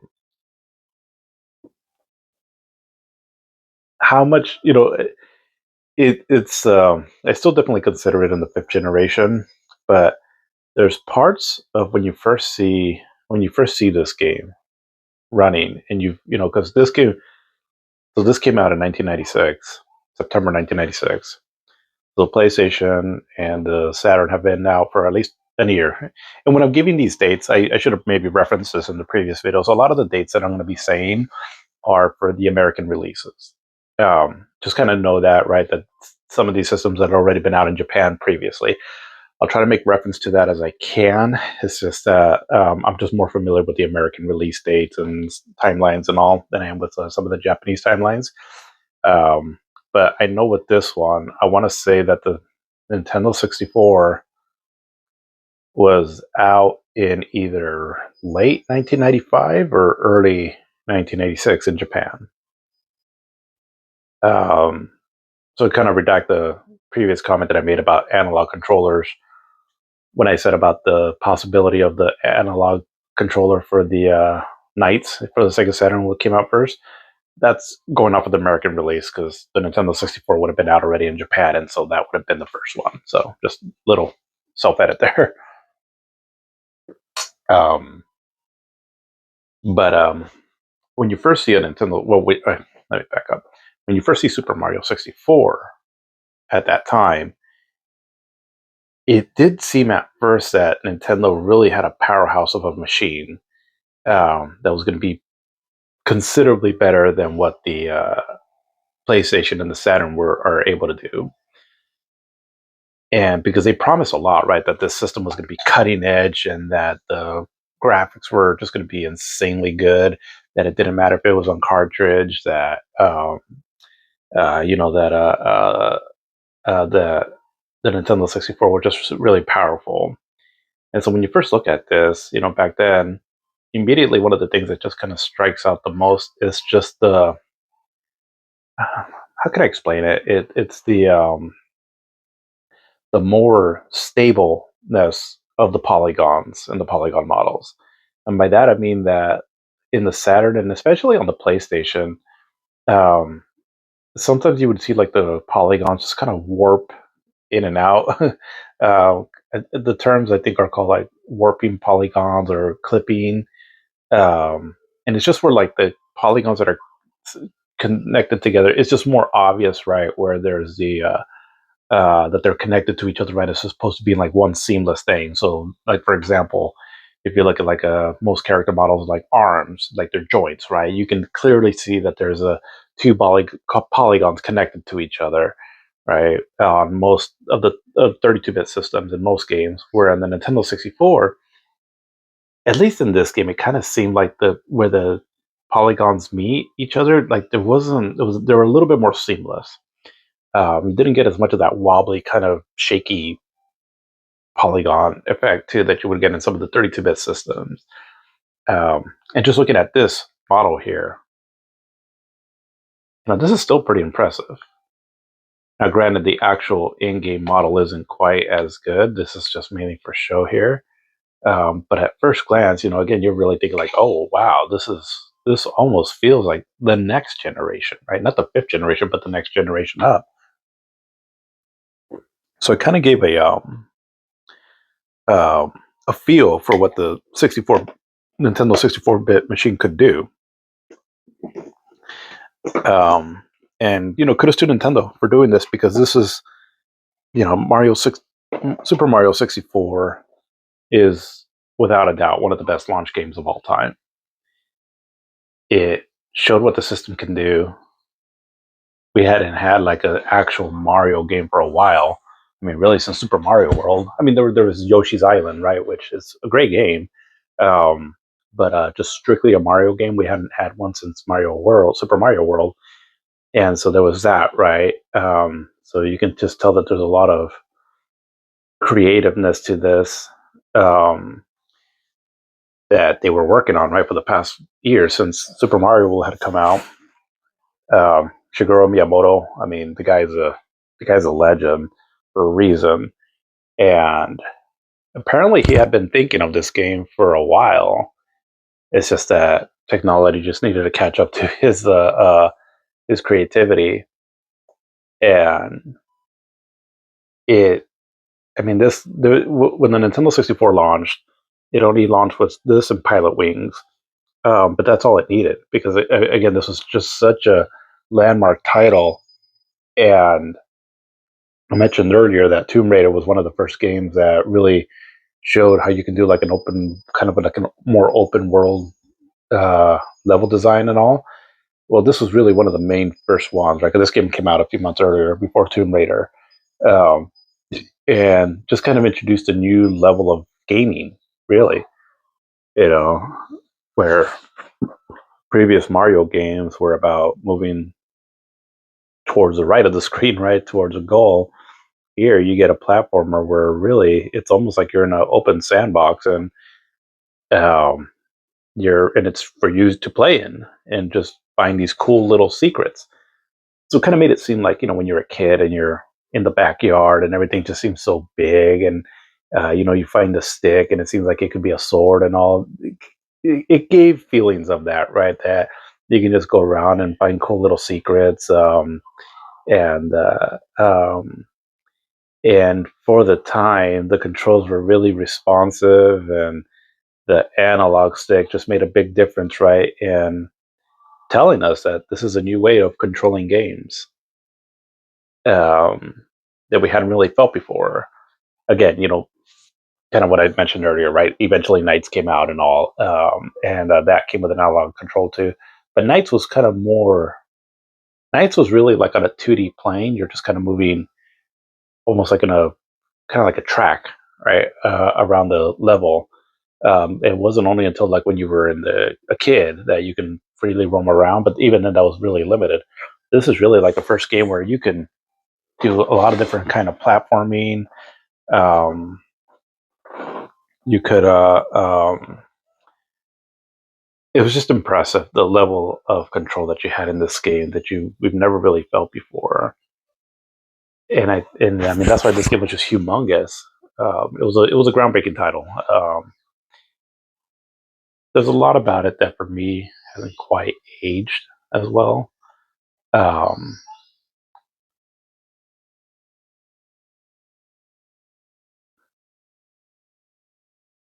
it's mainly for me like I'm fine with the graphics and all. I think they're actually really charming. The low color poly aesthetic, um, but it's the camera really, and you can't really fault it. I mean, like you can tell Nintendo was really trying to revolutionize and be a pioneer in how you control the camera, and you can kind of tell by this little intro scene here, right, where it kind of is teaching you how 3D worlds work. Like you get this open playground here that you can play around with. Oh, you get a rotated camera around, so it's showing you that there's this dude, on a cloud, kind of following your movements.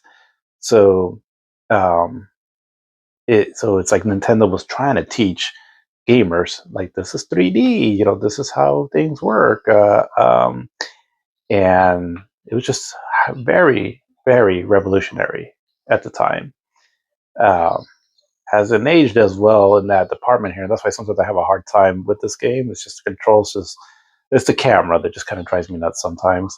Um, but I mean, it was something else though, and that's Nintendo's probably their biggest strength is the innovation that they bring to their games, the way you control them, the hardware. Um, this is Nintendo kind of started. This was like kind of the first steps of where Nintendo was sort of their own, really trying to do their own thing. And I think it's because they started seeing that Sony was becoming more the mainstream machine that they used to be, but they couldn't compete against that, probably dollar wise. And they decided to kind of stick to their strengths, right? Which is the quality and the innovation of their first party titles, like Mario. And it did well for them. I mean, when the Nintendo 64 first came out, it sold really well. That, from what I understand, in that Christmas time frame of 1996, the as far as for sales that were bad, I don't I think like from when the Nintendo 64 came out, like if you were to take the sales from the PlayStation until the Christmas time of that time, I don't know for sure, but they were pretty neck and neck. To some extent, the sales of both of them were pretty neck and neck with the PlayStation and the Nintendo 64. Um, and so it kind of seemed like, oh, this is going to be the competition here, because the Saturn with the Fortune already starting to fall behind, and so I think everyone was just kind of looking at Nintendo and Sony to be the two systems that were going to gun it out in the fifth generation. But it didn't have the lasting power though that Sony did. And I think a big part of the reason why is, well, first of all, the Nintendo 64 was just a game system. And again, I think that the video game industry was just evolving, where people were expecting more, I think, of their gaming machines. So like for example, Sony, I mean, you could play CDs on it. Um, the games that would come out on it, like the third party ones, that were really also revolutionizing the industry, could really only be done on Sony's machine in a lot of cases, just because again they depended on the CD format. Probably the biggest one is Final Fantasy VII. That right there is probably the main game that turned the tide in making Sony win this generation. But then you get the Resident Evil games, the Metal Gear Solid games, and all. And now we know that the it got Resident Evil 2, but it was later on in the life of the Nintendo 64. And it's not where you consider the Nintendo 64 to be as a home for Resident Evil, right? It's more the PlayStation. And just a bunch of other games too that Sony had, and just the variety in general. I don't know the exact amounts, but I know that the Nintendo 64 had several hundred games that came out for the system. The PlayStation had like in the thousands, I think. I don't know how much. It just had a crazy amount of software that came out for it. So I mean, there was just more for everyone, right? Um, Now the games on the Nintendo 64, the first party games, were good. They were what you bought the system for. So Mario 64, for example. Um, the Star Fox, Mario Kart 64, um, The Legend of Zelda, Ocarina of Time. So there was a lot of great games on it from Nintendo, but it just wasn't enough to win over the majority of the gaming market. Um, and so that's why I just had to settle for second place. Again, just what I mentioned previously in my Sony segment. Sony just played ball and they played hard. I mean, they knew how to take over this industry. And unfortunately, Nintendo's kind of, I guess you can say, philosophy and all is it was starting to become a little archaic. Same with Sega too, right? I mean, they had the crazy console war that they had in the fourth generation, but it was somebody else. It was somebody else's turn to take the baton and run with it for this generation.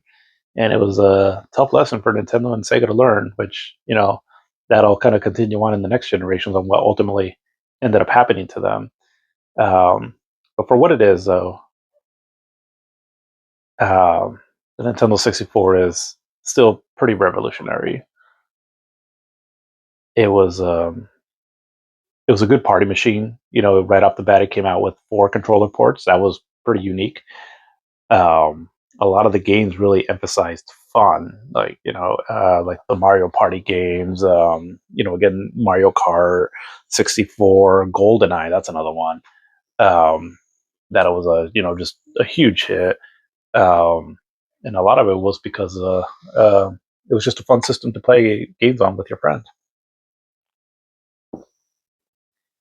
I didn't really experience that part of the Nintendo 64, so I can't really say speak on it for that. I just speaking in general, right? For I do know why the system was popular, and that's the thing. When you hear about the Nintendo 64, you would almost think that it was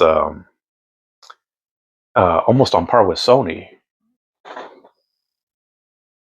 but it wasn't though. I mean, it just Sony sold like 1 million units, and again, the Nintendo 64, I think it was in the 30 million, something like that. Um, but it's still remembered very fondly by the people that had it. So you definitely can't take that away from it, right? Sometimes the numbers don't always tell the full story. Um, but my experience with the Nintendo 64, I think I played Mario 64 like in kiosks, but I never owned it right off the bat. Oh, excuse me. I was still a teenager, so I wasn't in a position where I had my own money right to buy a system. Nobody really that I knew around me had the Nintendo 64. We had the Sega Saturn and then the PlayStation, and we got the PlayStation because of Final Fantasy VII mainly, but also because of other games too. So there wasn't really a whole lot of reason for me to say that I wanted to play the Nintendo 64 right off the bat. I mean, I did want to play Mario 64, but I wasn't like really craving to play it. Um, but it was around, let's see, um, so I graduated high school. I left the town that I was living in to go and I moved to the city. Um, this would have been around in 1999, and I was on my own. Well, living with roommates and all, but I was a very young adult, 19 years old. I was out on my own, and so I was starting to get my own money. Um, and so slowly, that's where I had like the sense of freedom where I was like, I can, if I wanted to, as long as I have the money for it, I can go buy my own system because I was so tied down before for whatever when we were really young, my parents would buy us, and then eventually, as I got a little bit older, what my older brother would buy. So I was always dependent on that. But now I was on my own, and I could afford things to buy on my own. And so it was sometime around the fall of 1999 that I sought out a Nintendo 64 specifically for this game right here, the Legend of Zelda: Ocarina of Time.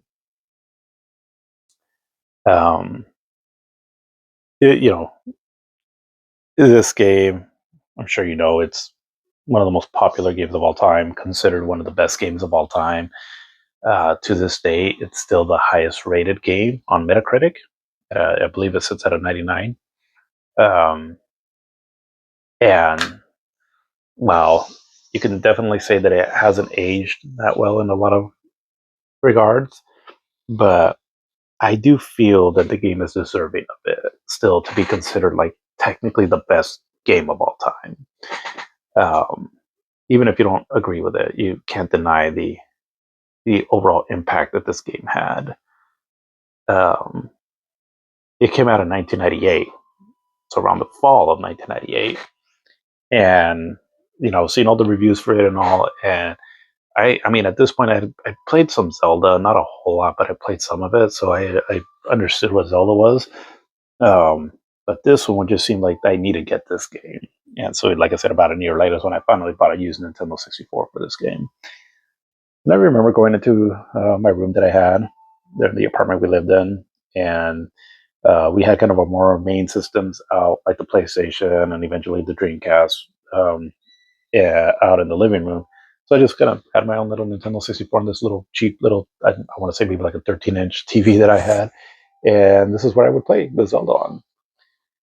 Um, I never beat it back then, but I got pretty far into it, and it was enough for me to say like I like this game. I really love this game.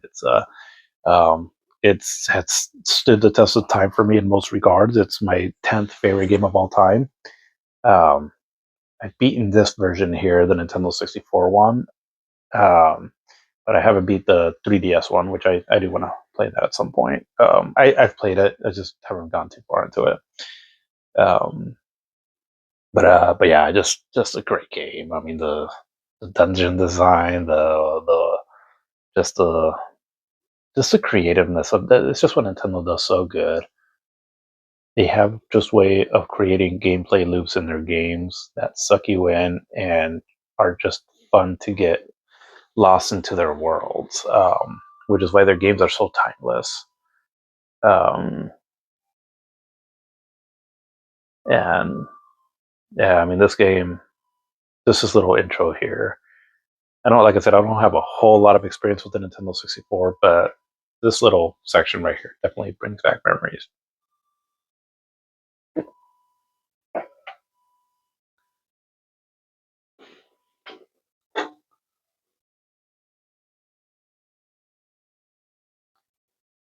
It's just cool to explore Hyrule.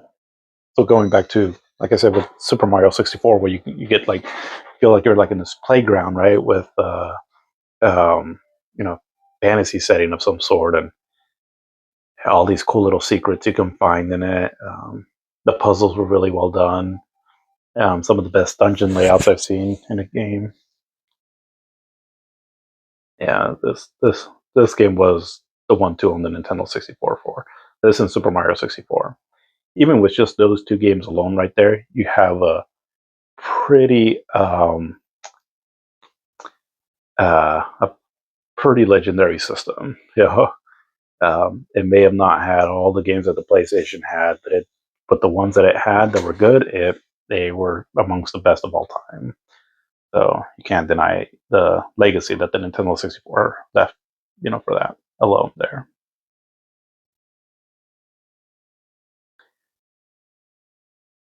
There were some other games too, also though that I did mess around with some. I played a little bit of this one, and I do want to get into this one a little bit more. Seemed pretty cool. GoldenEye. Again, it wasn't for me. I never really played it, but back then. But if you know anything about gaming, this game was the one that really introduced people to like what would eventually lead to like online first-person shooter games, like that are enjoyed in multiplayer. Because it started with this one, and then Halo really took off on it, and then eventually Call of Duty and so forth. But this is the one that really laid the groundwork on it. And it's a game based on a movie. It's so crazy how that happened. And from what I heard, the multiplayer was just sort of tacked on at the end. Um, just crazy. But the single player, it's not bad. It's fun. It's an okay game. But Wave Race, this is one I really like this game. When I bought the Nintendo 64. So I got Ocarina of Time, and then a little bit later, I bought this game too. It was another one that I heard good stuff about, and so I was like, well, let's check it out, what it's all about. And yeah, it's great. It's just a fun game.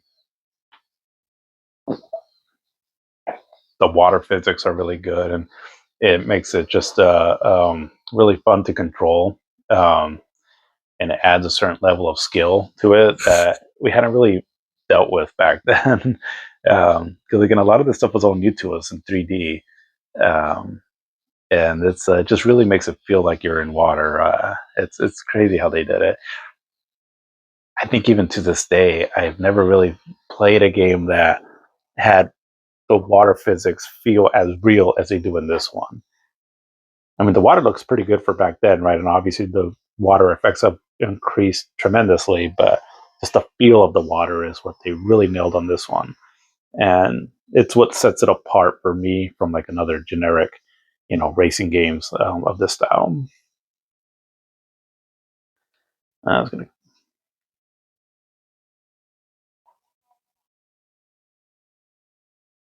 And this one actually makes my top 100.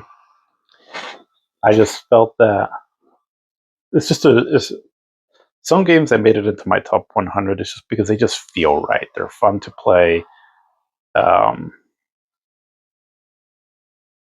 and this was definitely one of them. All right, so I'm kind of played on an angle here, so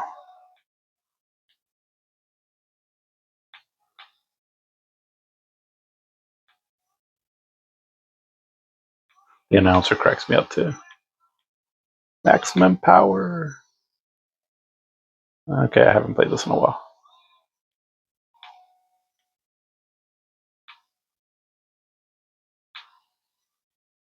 It's kind of the way the waves hit you, and oh, oops.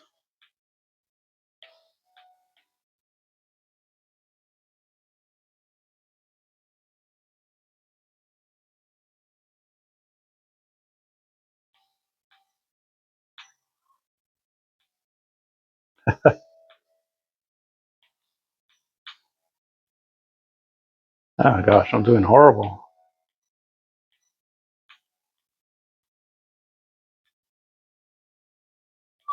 Can I make it a comeback? Well, not at that rate.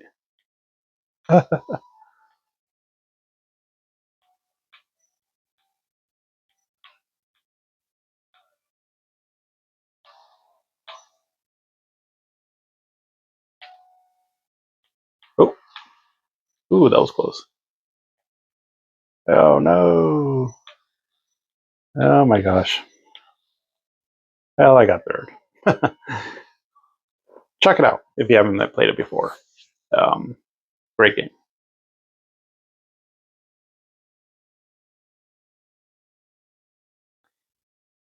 Star Fox 64 is another one that I got into some.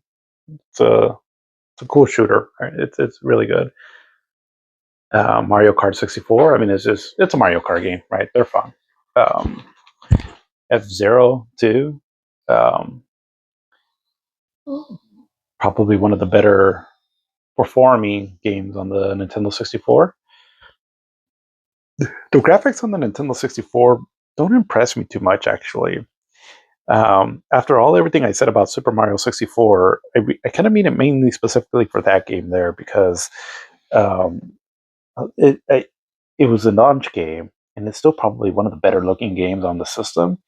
Because the Nintendo 64, even though the games looked a little bit more solid, I guess, than say like the 32-bit games, um, and uh, like the textures just didn't look as wobbly and all. But the downside to that is that a lot of times they look blurry. Sometimes they look like they lack detail. The frame rate on a lot of games on the Nintendo 64 were lacking too. Also, like usually they would be like in the 20s. Um, and so there's just something about Nintendo 64 games that I don't find too visually appealing. It's almost like they're just a blurry, foggy mess in a lot of cases. But this game does run at 60 frames per second. It looks pretty nice. Um, I mean, admittedly, there's not a whole lot of detail, but it still looks nice though. Um, and it's just fast too. um, so I dig this game. I'm not the biggest fan of the Super Nintendo one, but this one is. I dig this one.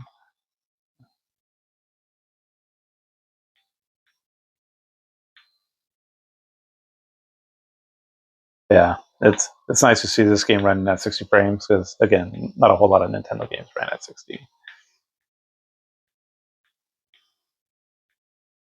Oh, oh, oh.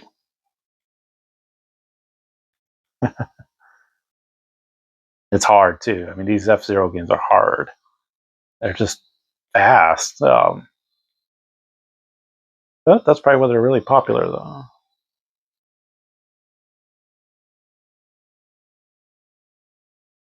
We the final lap.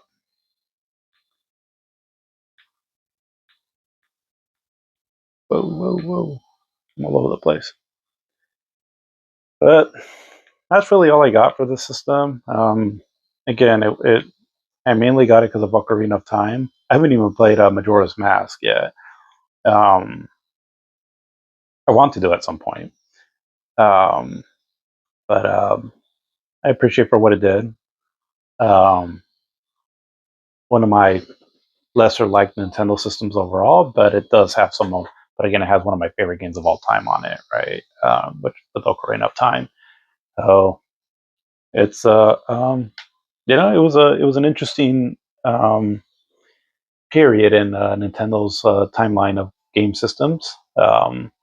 They took they took their first major loss. So I think that it humbled them to an extent that maybe sticking to the old ways, because again, they wanted to go with the cartridge format. Um, I think they did that to avoid piracy and load times. I think was their public statement about it, something like that. But I think that they learned that in some cases you kind of have to keep up with the times too, to an extent, but maybe not, as we'll see what happened in their later system. Um, but yeah, I mean, other than that though, has some cool games, and just cool that we still have access to several of them on the Nintendo Switch Online here. Um, so at the very least, would recommend Super Mario 64 and Ocarina of Time if you've never played them. And then Wave Race 64, F-Zero, Star Fox 64, um, Super Mario Kart 64, all really great multiplayer games too. There's also Diddy Kong's Racing. I've never really played that, but supposedly it's pretty fun. Conker's Bad Fur Day if you like platformers with but you get to play a very foul mouthed squirrel. Um, and it's a good system for the kids too, also because that's one thing Nintendo's really good at for that. So yeah, check it out.